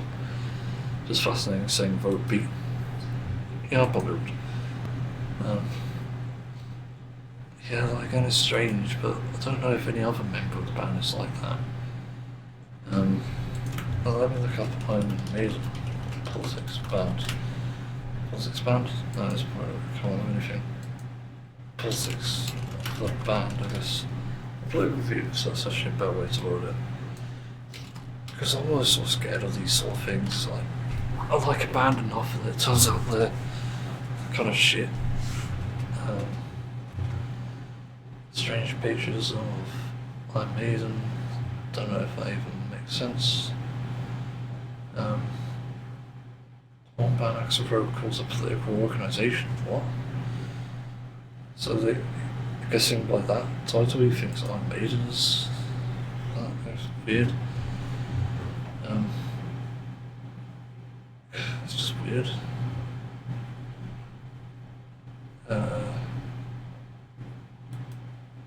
Yeah, that's strange. What's Iron Maiden's politics and music encyclopedia? Is that a thing? Oh god, it's fucking AI Slop. God, go away. So nothing. So actually, you know what? I don't know. It's less controversial than the bands, but I think I'd rather look for another thing, another place for sort of merch, if anything. I'll bury tomorrow, actually, it'd be pretty nice. I say, oh, controversial. I don't know if they would be. I don't know. The thing is, I think band t-shirts probably don't age well nowadays. It's kind of the problem. Because even though you might think some bands are like timeless and stuff, and certainly free of controversy, like Saxon, most definitely is from my point of view. I haven't really heard a bad thing about them.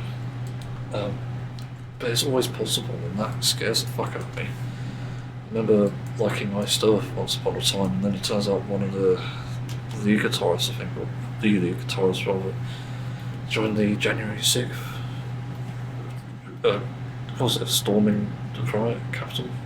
I don't know. But it stormed the Capitol anyway, and got arrested. It's like, oh, okay, great, you've proven yourself a dickhead. It just invalidates a lot of your music then, doesn't it? It's just a shame. I'm pretty sure some of the other people in the band weren't like that. So I just find it bizarre. But yeah, I don't know. But I'm a bit suspicious of bands like System of a Down. Because even though I'm pretty sure Serge Tankian is a progressive person, it's based on everything I've heard about him. I don't know about the other guy. I forgot his name. He's a guitarist. So it's always these weird situations. There's also that weird thing that they went on stage saying that we can still get along as a band, even despite our politics, but I kind of think that's a bit silly in a way, because I think a band is there to make a statement, as they have. Made pretty much anti-war and anti-violent statements throughout the entire career. So I don't really understand the stance there. Unless the views are just like down to the cherry picking, like, oh, you think these people should go to prison, these shouldn't. Like, okay. It's even like in reference to a criminal sort of thing, but you know, it really depends. There are things that push you over the edge. Obviously for me, it's like something like Brexit was obviously a bad thing. I even knew back then it was bad. It's not even because of people I knew, actually. It's just because I knew leaving the EU was just stupid. Like, why the fuck would we want to be part of the EU? It's fucking amazing. The EU has done so much for us. It's introduced cultures, it's introduced security, obviously with NATO and stuff. That's mainly the UN. But, you know, we rely on them also because I think people in NATO need to be fucking happy, don't they? And that includes the military, so again, Brexit makes no sense from that standpoint. It's like a weakening of their position. So yeah, it's all sorts of strange, and this is an interesting thing, I guess. I'm not exactly sure the right solution here, the right way to solve the problem, but it is a concern either way. I just hope that there's an easier way around it, something to address these problems. Because yeah, this is kind of bad. Anyway, don't really have anything else to add, so we should move on again. So I just found something disturbing, because I'm looking for a new t-shirt sort of thing, new company, and I typically try to go for the most difficult ones I can, obviously, and at this point, I don't know, it's kind of like I'd go for a band t-shirt in the end, because going for like a vegan t-shirt is not worth it. So unoriginal in these cases, and I've been lucky to find most of them are like pretty good. They're just like usual designs. But I came across one that was extremely disturbing because I couldn't find any info on this, and yet it looked so off, and I was right to suspect that because these seem to be AI Slop. This company is called Ink Green. Somehow they got PETA approved, which I don't know how, because this isn't good for the planet. These are shit. Because it is AI Slop, and worst of all, they don't even say that it is, even though it very blatantly is. Like, there's nothing mentioned of artists, nothing mentioned of generating it, even in the About Us section. And it's fucking ridiculous. And I looked at their page briefly, and you know, they only started in like 2024. But going through the post, especially on like Facebook, it's just spammed, and their last post was like August 2025. It's spammed with fucking AI Slop everywhere. It's just nuts. every single fucking place. This place is a joke. It's just ridiculous. It's everywhere, all over their page. It's even doing the Barbie stuff for some reason. Like, what? It's just horrible. And look at the designs on this site as well. It seems like they're doing on Instagram too. It looks like they are doing it like. What was I saying? I can't think for some reason. Two months there. Yeah, they're using air in the designs as well, which is a shame because, you know, some of them I can get it, I can see it looking really cool and being really original as well. But it's really showed itself when I saw one that took my eye, which was a Wise Out t-shirt. And I was trying to look for inconsistencies, but if I look at owl feet, let me guess, they have like three, they have like three like claws and then a thumb claw. But it just doesn't look right to me though. This image just looks so unusual. But as cool of an idea as it is, it doesn't look great, and they don't even mention whether this is like an original artist design. So it just looks fucking terrible. Anyway, and yeah, you can see it, yeah, it's got AI Slop in it.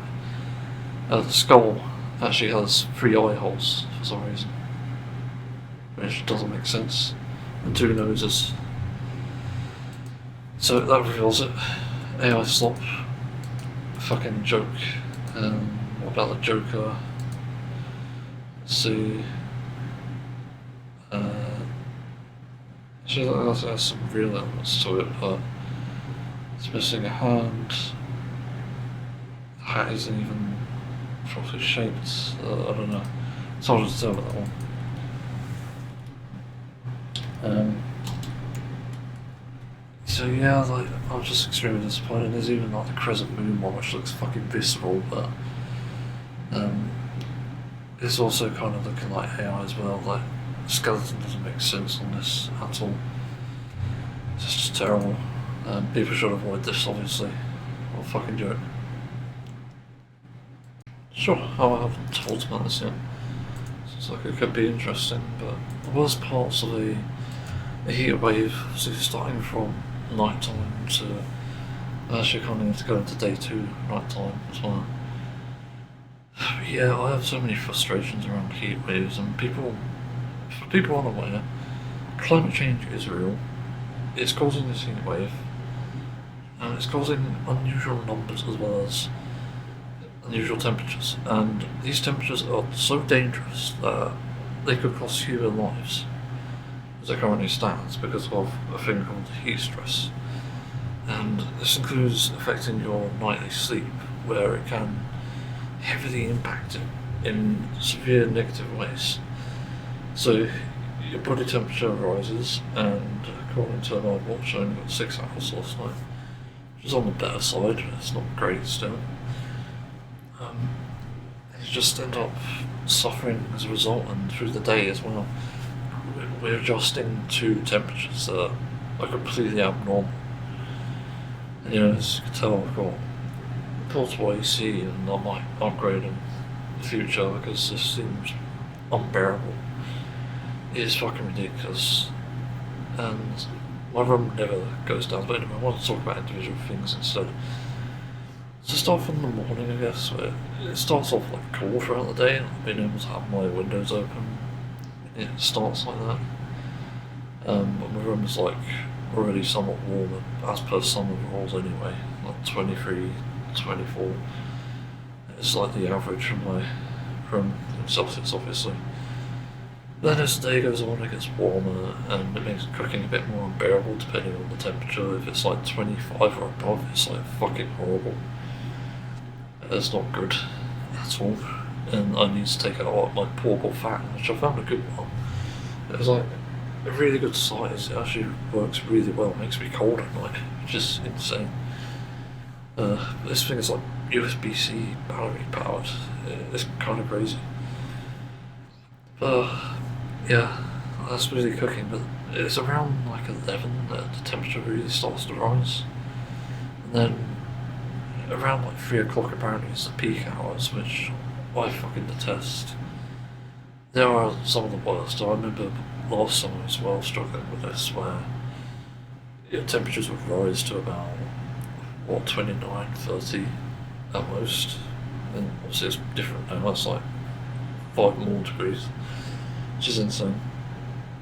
But it was always horrible, and taking a bath and getting out was like the worst part.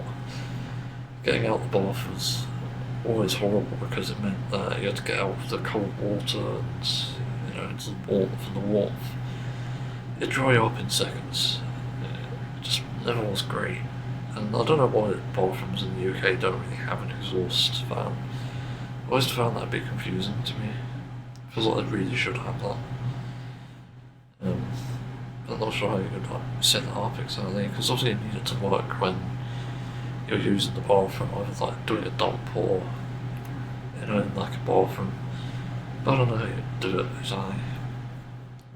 But yeah, afternoons are awful, and obviously the way that I try to tackle is I try to keep cool things around me, so fans, basic, but I also have the portway seat in emergency situations like now, where it's like 30 degrees outside and at 10 o'clock, which is bloody insane.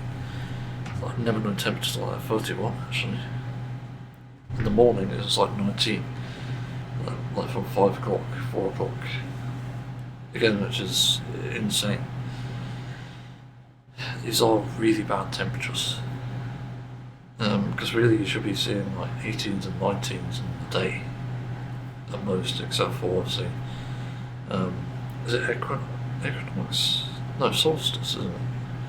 Because it's when the planet is the closest to the sun that it gets warmer, but this is what people seem to forget. Because heat waves are normal, but they aren't this normal. Like, this is not a normal heat wave, because it shouldn't be this warm so quickly. It should be gradually warm, like, if anything, these should have been the temperatures we experience 10, 15 years from now, from my guess anyway. Even then, that is also quite a false prediction, but it's still quite horrific. And then you think, like, this is really bad. This is why people are starting to say this is the coolest summer of your life, because every single summer where you think that it's just like too warm, it's going to be some of the coolest summer you ever have. As we progress through years, until at least we have an emergency worldwide alert where we actually drop everything we do. We like start walking places instead of driving or bicycling.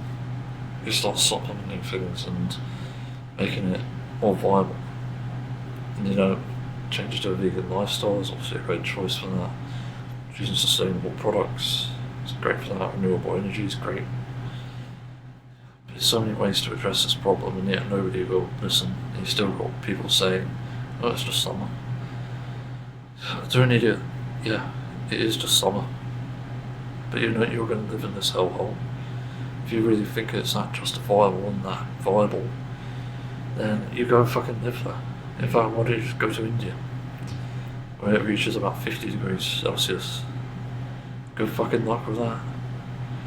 Guarantee you it's not going to be nice. So that's why it's just so fucking ridiculous. Other things throughout this, because it's really hard to set up like a thing for the portable aircon. I need a seal, and I didn't realise they can go up to a reasonable size. Because the only ones I ever found were like 200 centimetres, but that's not even big enough for the smallest windows, which is bizarre. So I might actually go and find one that's a bit bigger than that to make it more accommodating, and then once I set it up, put it on, take it off and stuff if I need to. That has its own issue though, because my way is blocked with the fucking treadmill. To be fair, I can rotate it, but I don't know. It's just one of those things, it's a lot of effort as well, and also rotating it, it's almost like a square shape anyway, so it's not even worth it, in all honesty. So you can't really do anything. And the only other thing I could do is like put it down so that the thing is down and I just have to walk over it every time I go in and out, which isn't safe either. So it's a big struggle on getting access to the window, meaning it needs to be there. That just creates so many complications. This is kind of why I said I want to change some things in this house. I'd want to move the treadmill to the back of my room, where unfortunately there's like another door, which is really fucking annoying. But it just needs converting, and that's what I mainly noticed with this place. But if I had that space, it would be so much fucking easier to do things here and even get things done. Like I could even get like a sort of cubicle wall, potentially. That's sort of one of the things I was considering before when I used to live in one of the places, because it didn't have much privacy there, and even then it's not really about privacy, it's more about shade and just preventing shit from getting in, really. Also protecting my computer. But I also need to figure out how to store that, because this is the other thing. Throughout this entire heat, one of the big problems, other than saying that the poor boy AC, is also trying to regulate the room temperature, and regulating the room temperature somewhere is 25 in here, which is not bad actually. It's really good. Didn't even get that yesterday. But like, the room temperature affects your PC components, and it does so in bad ways, because obviously it's intaking. And at the moment I'm not playing a game, so it does help. So putting my hand over the AIO component is pretty warm. It's basically the same as holding your hand over it's like half the heat of a boiling pan of vegetables, like, so as a reference. Yeah, it's still quite warm though, all things considered. I'm gonna probably get a new PC anyway, because at this point I don't know where the market's going, and I want a computer that will stay cool, because this one's currently really unacceptable. I don't know how I'm gonna package it up and protect it, to be honest. I did think about putting it near the window, but I'm worried about mold growth and stuff. So I think what I need to do is like dust it out, stick it in a box, and package it up really well so nothing can get in, nothing can get out. And then leave it there. So I need to write down on it that it's got my old PC in it. Yeah, I'm just going to get new components entirely, because none of this is fit for purpose, honestly. I'm on an 870 motherboard, 870E rather, because I'd be happy to switch to Wi-Fi. Fed up of like Ethernet. I will use Ethernet, but the problem is Wi-Fi seems a bit more reliable when the Ethernet fails. And the other thing is the caller on this is shit, because it barely does anything. In fact, I remember when I first got this and I did a test of this PC, and I can't remember if I mentioned it in my review of the PC specialist computer, obviously as PC specialist. They didn't seem to do proper testing on the 5800X. It was the cooler that I chose, and it started peaking at 90 degrees. That is not a good temperature. 80 is about fine, but 90? No. That's almost like death's door for a CPU, and I'm surprised it hasn't died yet. My GPU is dying. I know that because it's always been doing weird shit.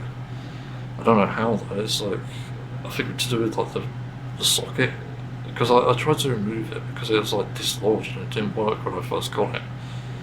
And then it wouldn't come out the fucking socket, and then I just sort of had to be like gentle with like urging it out, and that's probably damaged it.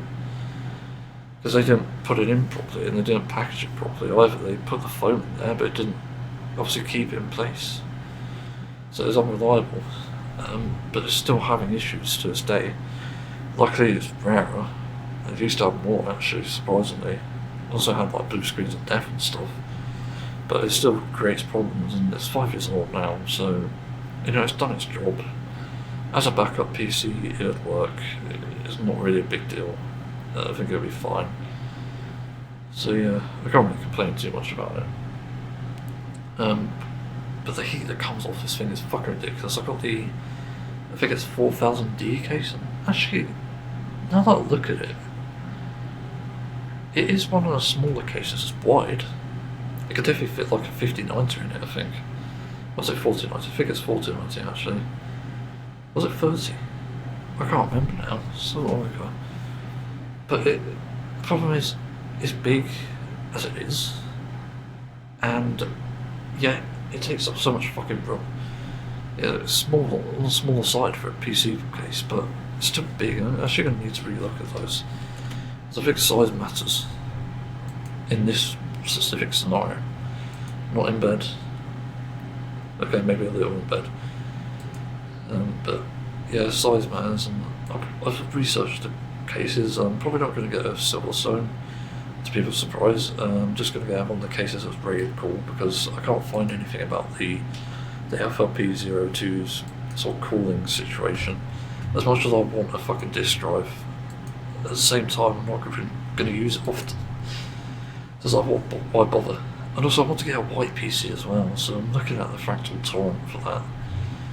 Because as much as I like modern stuff and modern hardware and shit, the problem is I don't really like the idea of a black PC. Not because I'm racist, maybe only a little, just kidding. But it's because I find that it absorbs the heat too much from the sun, and that worries the fuck out of me.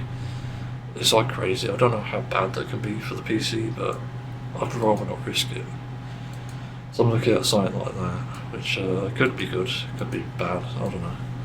But I was going to go if it's like a plain side panel, but all the cases I've seen, they don't really have a white version for that. So I'm going to have to go with a fucking tempered glass thing again, which I fucking hate. Just use acrylic, you idiots. I don't understand it. Also, there's something wrong with the tempered glass in this one, because it's got like a burn mark or something, or a scrape on the side. I don't know what that is. It also picks up fingerprints, that's the thing. But I don't know why they just don't allow for like matte options or acrylic, or even just like extra protection on it. So why not do inside tempered glass but outside acrylic, or some sort of mesh over it, or even just a mesh thing. I genuinely do not understand why they designed it this way. It seems very bizarre to me. So yeah, I cannot really understand that. Yeah, it's just very strange. Trying to think what else there is. Brain's not braining. Yeah, off the PC, like, when it's running as well, it creates so much warmth when it's gaming. It went up to like 43, 34 over last night about the aircon on. And with it on, it only went to about 32 from my temperature gauge here right next to it. But I also have to keep the curtains closed, so that keeps heat in as well because of the position. But I do wish there was a way I can position it closer to the window, or maybe outputting towards the window. But it's not that easy, it seems. It just doesn't seem to work too well. And I also considered like a small form factor, because I maybe want to put it on my desk and see how it goes there. Because I tried this PC on the desk before and it was fucking horrible. You see all the reflections on it, you see, well, you don't see much actually, you can't even see over it. Because of the height of this PC, it's about 40 centimetres I think. You can't even see over it, and usually your monitors are sitting at 40 centimetres for eye level, which is insane. Oh yeah, I did like reposition the monitors before, but I probably need to increase them again, which is annoying. Because like, the eye height is very important for your neck and your posture. It doesn't get mentioned enough, surprisingly. But if you feel like your neck's leaning forward a bit, it's not good. You need to address that, obviously. So yeah, that's about PC stuff, but I suppose like personal bits in between, like you can't really exercise, and that's one of the worst things about this too. Because throughout this time, I'm not really doing anything. I'm not burning any fucking calories, and that bothers me because I'm putting on weight, and it's not going to be good when it comes out the heat wave, and you know, I have to do exercise there non-stop just to fucking lose a bit. It just gets out of hand. And I've literally thought about today, after doing hobbies, I might just play on Nintendo Switch instead of playing Final Fantasy 14 and being on my PC. The only things I've got left to do, S ranks, almost on Wondrous Tales, Monomics, and that's it until Friday. Obviously things change. Yeah, it's so fucking bullshit, and obviously going into evening it gets a bit cooler, but it doesn't get cool fast enough in my opinion. I don't know what it is, maybe it's a position of the sun, but it for some reason never cools down in the evening. Even with the windows wide open, it just doesn't. Nothing works. So I don't know what to do there other than see the aircon. It sucks because I know it takes up energy, but I can't cope in the heat. I turn off the aircon between each use because, you know, at this point I can turn it off actually, just if it's cooled down enough. But the problem is I feel the heat so sensitively, and I feel it in places that I shouldn't. Like, actually I just wave my hand to the right up here, doing a heatless salute for some reason. Maybe that's foreshadowing. Yeah, I could feel it. I could feel so much heat in the air and it's fucking bothering me. There's an unusual amount of heat compared to where I'm at chest height, where I barely feel anything. There's no heat here. Move it up a bit, about a metre, and it's heat. So I don't know where it's coming from. Other than my PC, but even then it shouldn't be a ton. Also, what about removing the mesh? I never thought about that, but I don't really want to risk that, to be honest. Yeah, also my PC doesn't have extra fans. For some reason they never suggested it. Apparently the extra fans would help cool it down, but I don't know. The sort of normalised tests that Gamers Nexus did on this exact case showed that they had good temperatures. So I did suspect that maybe it's something to do with the lack of fans, the heating in this. But I'm not willing to set it up at this point. There's just no point doing that. It's just a waste of fucking time. And even though I could like sell the PC off, again I just want that backup. I want a way to like come back to it, I suppose, and just be comfortable with it. Yeah, it's just a really annoying situation. At evenings though, I generally try to leave my windows open all the time, unless it's like gets cold at night, in which case I'll close it even with the risk of increased temperatures in my room. But about like 10 o'clock at night is probably the best time to sort of stop using the aircon, because you get cooler temperatures, but the only problem is fucking flies and spiders keep getting in.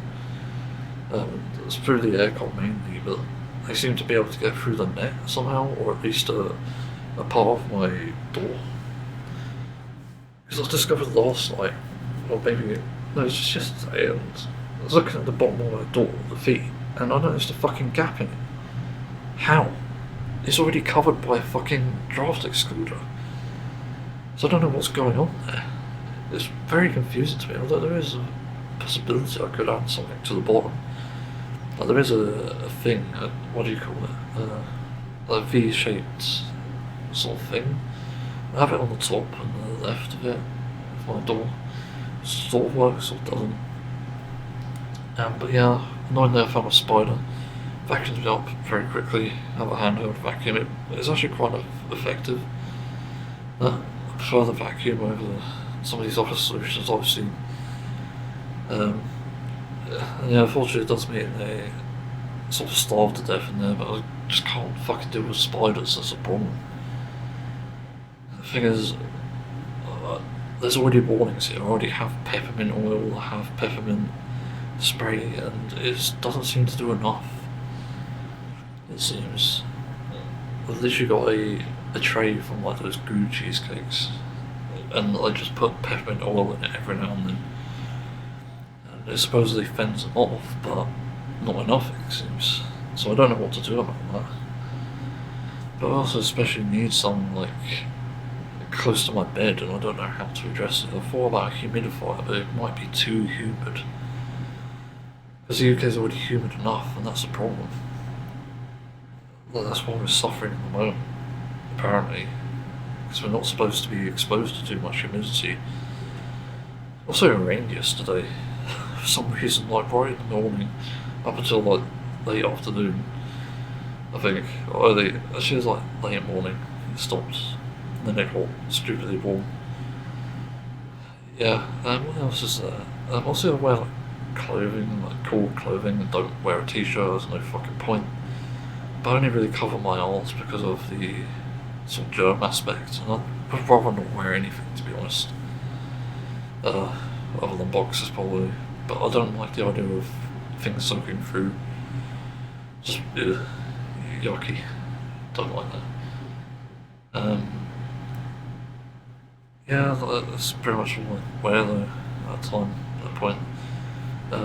But about 11 o'clock I tried to go to bed and put my head on the pillow and read a book briefly.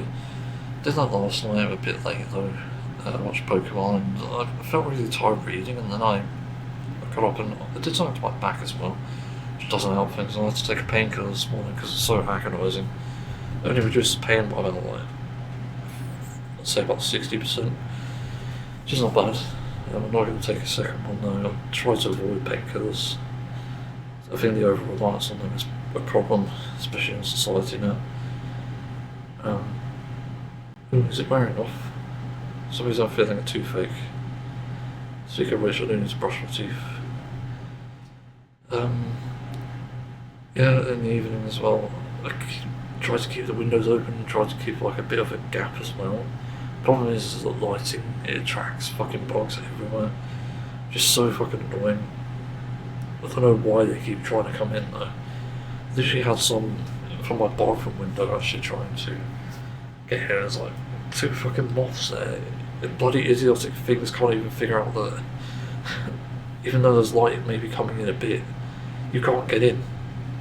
And even with me trying to like push them away to get them out and even rescue them from the spiders, because I don't want fucking spiders in here, that's the main reason I don't want them. Because they're obviously food for spiders. You know, they keep coming back. It's so fucking dumb. I don't know why, but insects are just sometimes some of the most stupid fucking species here. And they make no sense. Like the purpose, just an entire life cycle, it just makes no sense to me. I don't know if they even have a right to live, and it's weird to say that, obviously given that I don't agree with taking an animal's life, but again, what they do, it just doesn't make sense to me. But also the amount of them at the moment kind of being overrun anyway. So it's sort of an overpopulation issue with spiders, I guess. Speaking yeah, just keep my windows open entire night, I'll try to. But this leads into the biggest problem of the heat waves, in my opinion. And that's just the fact that my room never cools down. I've already reported it, and I've been told, well, everybody has it. What do you mean? Why does everyone have fucking 27 degrees in their room on a heat wave when the windows are wide open at night? When it's 20 degrees outside? Are you fucking kidding me?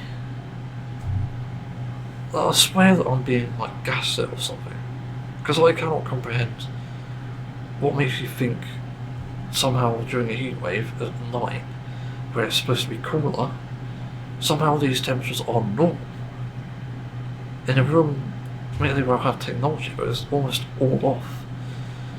I put my PC on sleep, don't really turn my monitors off because there's like no point, also the monitors do get warm.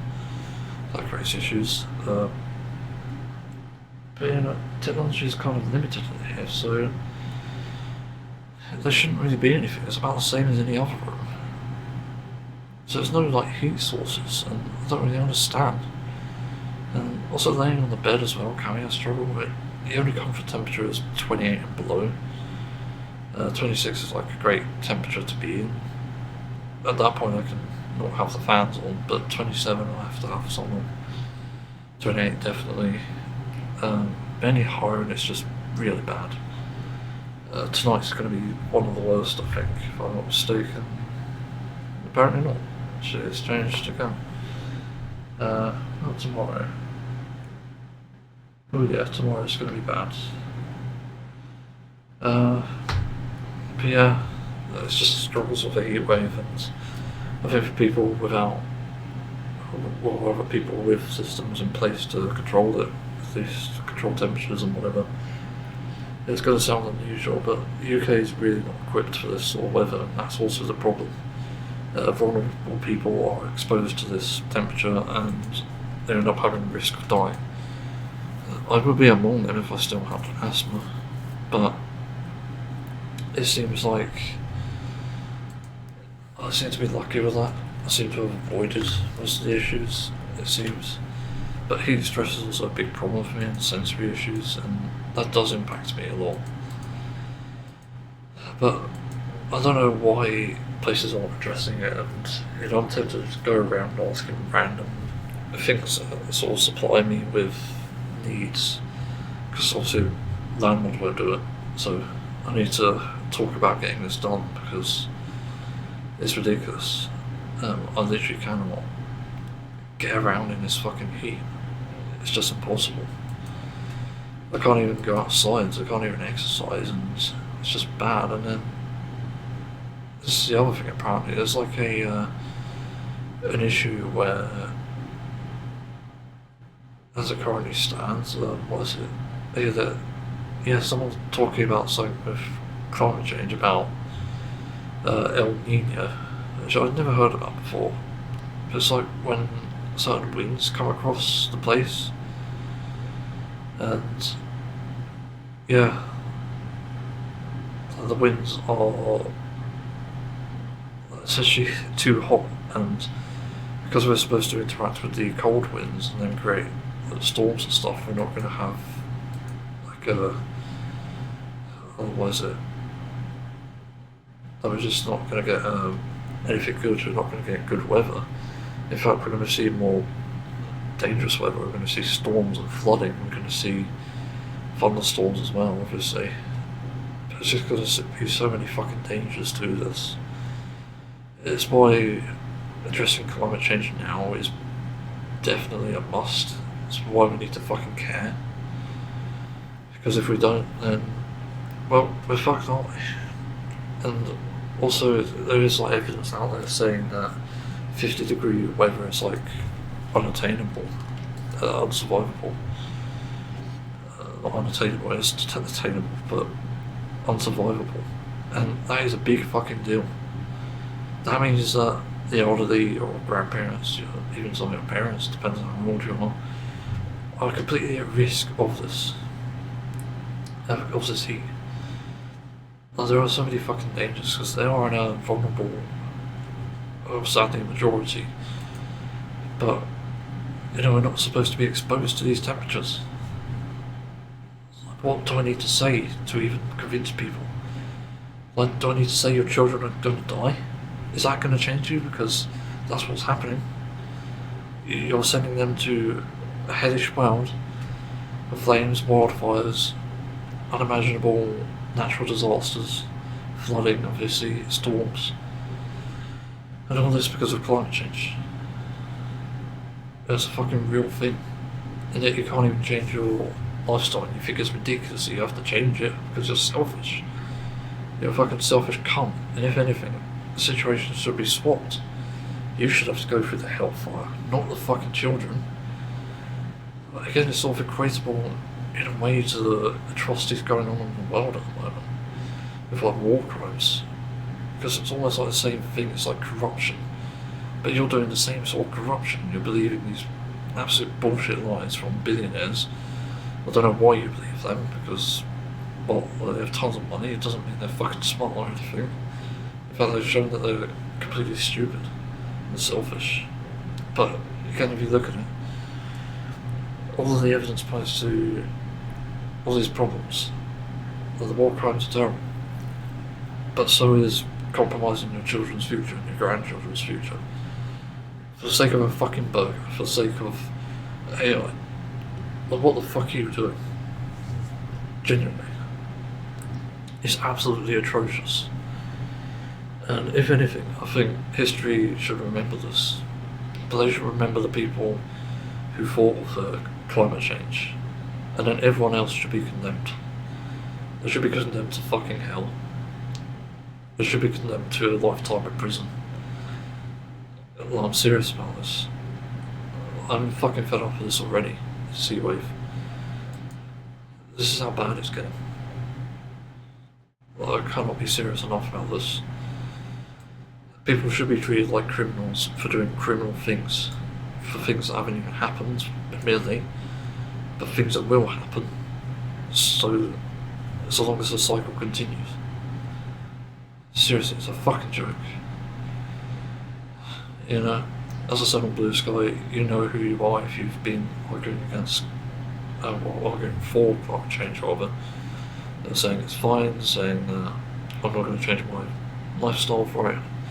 You are the fucking problem. You're the genocidal fucking maniacs. More so than Israel. More so than Russia. Like, it's a fucking joke.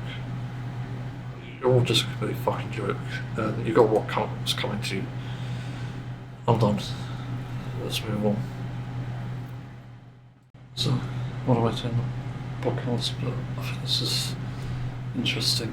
I just finished a movie that I saw a long time. It's not really a movie actually, it's more like a short. It's Wallace and Grommit, Matter of Life and Death. Oh my god, what a classic this is. It's somewhat old actually, like when was it? 2008, Jesus. I was just starting secondary school at that time. Yeah, like the exact date. That's so interesting it came out on Christmas, I didn't realise that. Yeah, what a good movie though. It's pretty damn fucking good. On just every aspect, and I'll go through each one, obviously. So, start with the animation, obviously as you can expect, it's good. I did notice a bit of usage of CGI, I think, I could be mistaken. I think for some of the panning shots maybe. But I don't mind that really. People make a big deal out of it because obviously they built their entire sort of, not reputation, but their, you know, their knownness on that, on stop motion, or claymation rather. And yeah, it's just good really. There's nothing to complain about with it. You do notice some of the stop motion here and there. Other times it is just CGI. But it's not a bad thing. I think that allows for more opportunities, and that's the way I tend to look at it. It allows for more creation, because some things I don't think you can stop motion. I think it's kind of out of the range of being possible. So, let's say like the sky for example, it'd be hard to animate that in stop motion from what I can understand, unless you use like fluff, but that's like, yeah, it's too simple. So it doesn't really add to the cinematic effects that it would otherwise. But yeah, I also have to compliment the backgrounds as well. It's definitely up there in terms of good, so that's a nice, as I put it. And what else was there? Voice acting is good as always, but it's usually like Wallace. And this time it's also another voice actor, I can't remember who did. Paella, is that her name? I can't remember the name now. Yeah, certainly interesting. It's good voice acting as it comes anyway. And of course I have to compliment the great action and the sense of humour especially. The bread joke at the beginning, don't forget a big shocker on me. That's fucking brilliant. It's so good. But yeah, they don't make movies like this anymore, I don't think. Let alone series. Yeah, that's why Wallace and Gromit is kind of different. It's like, it's such a different type of genre. It's like more of a gentle action type, where even people who are not into action can enjoy it. There's like a story structure to it. And that's always what's so interesting.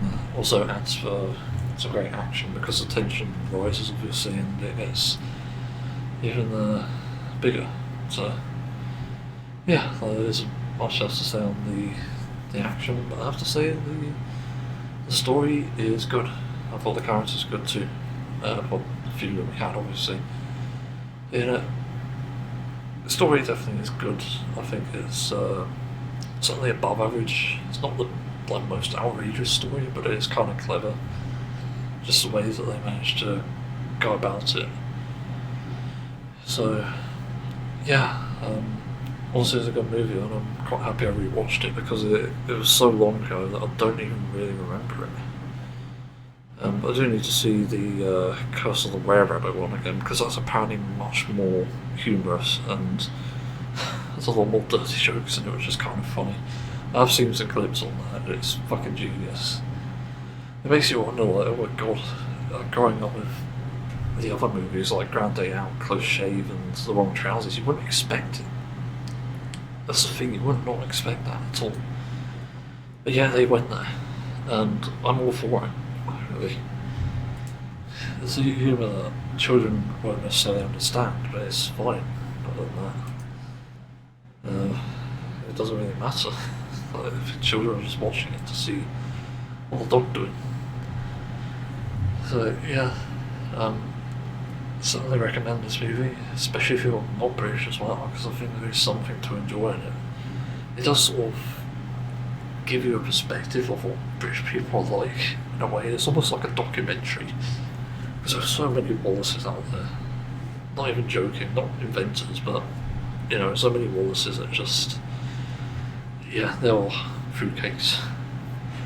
And even then, like Grommit as well, sort of represents peoples in a strange way, just so people are like really careful.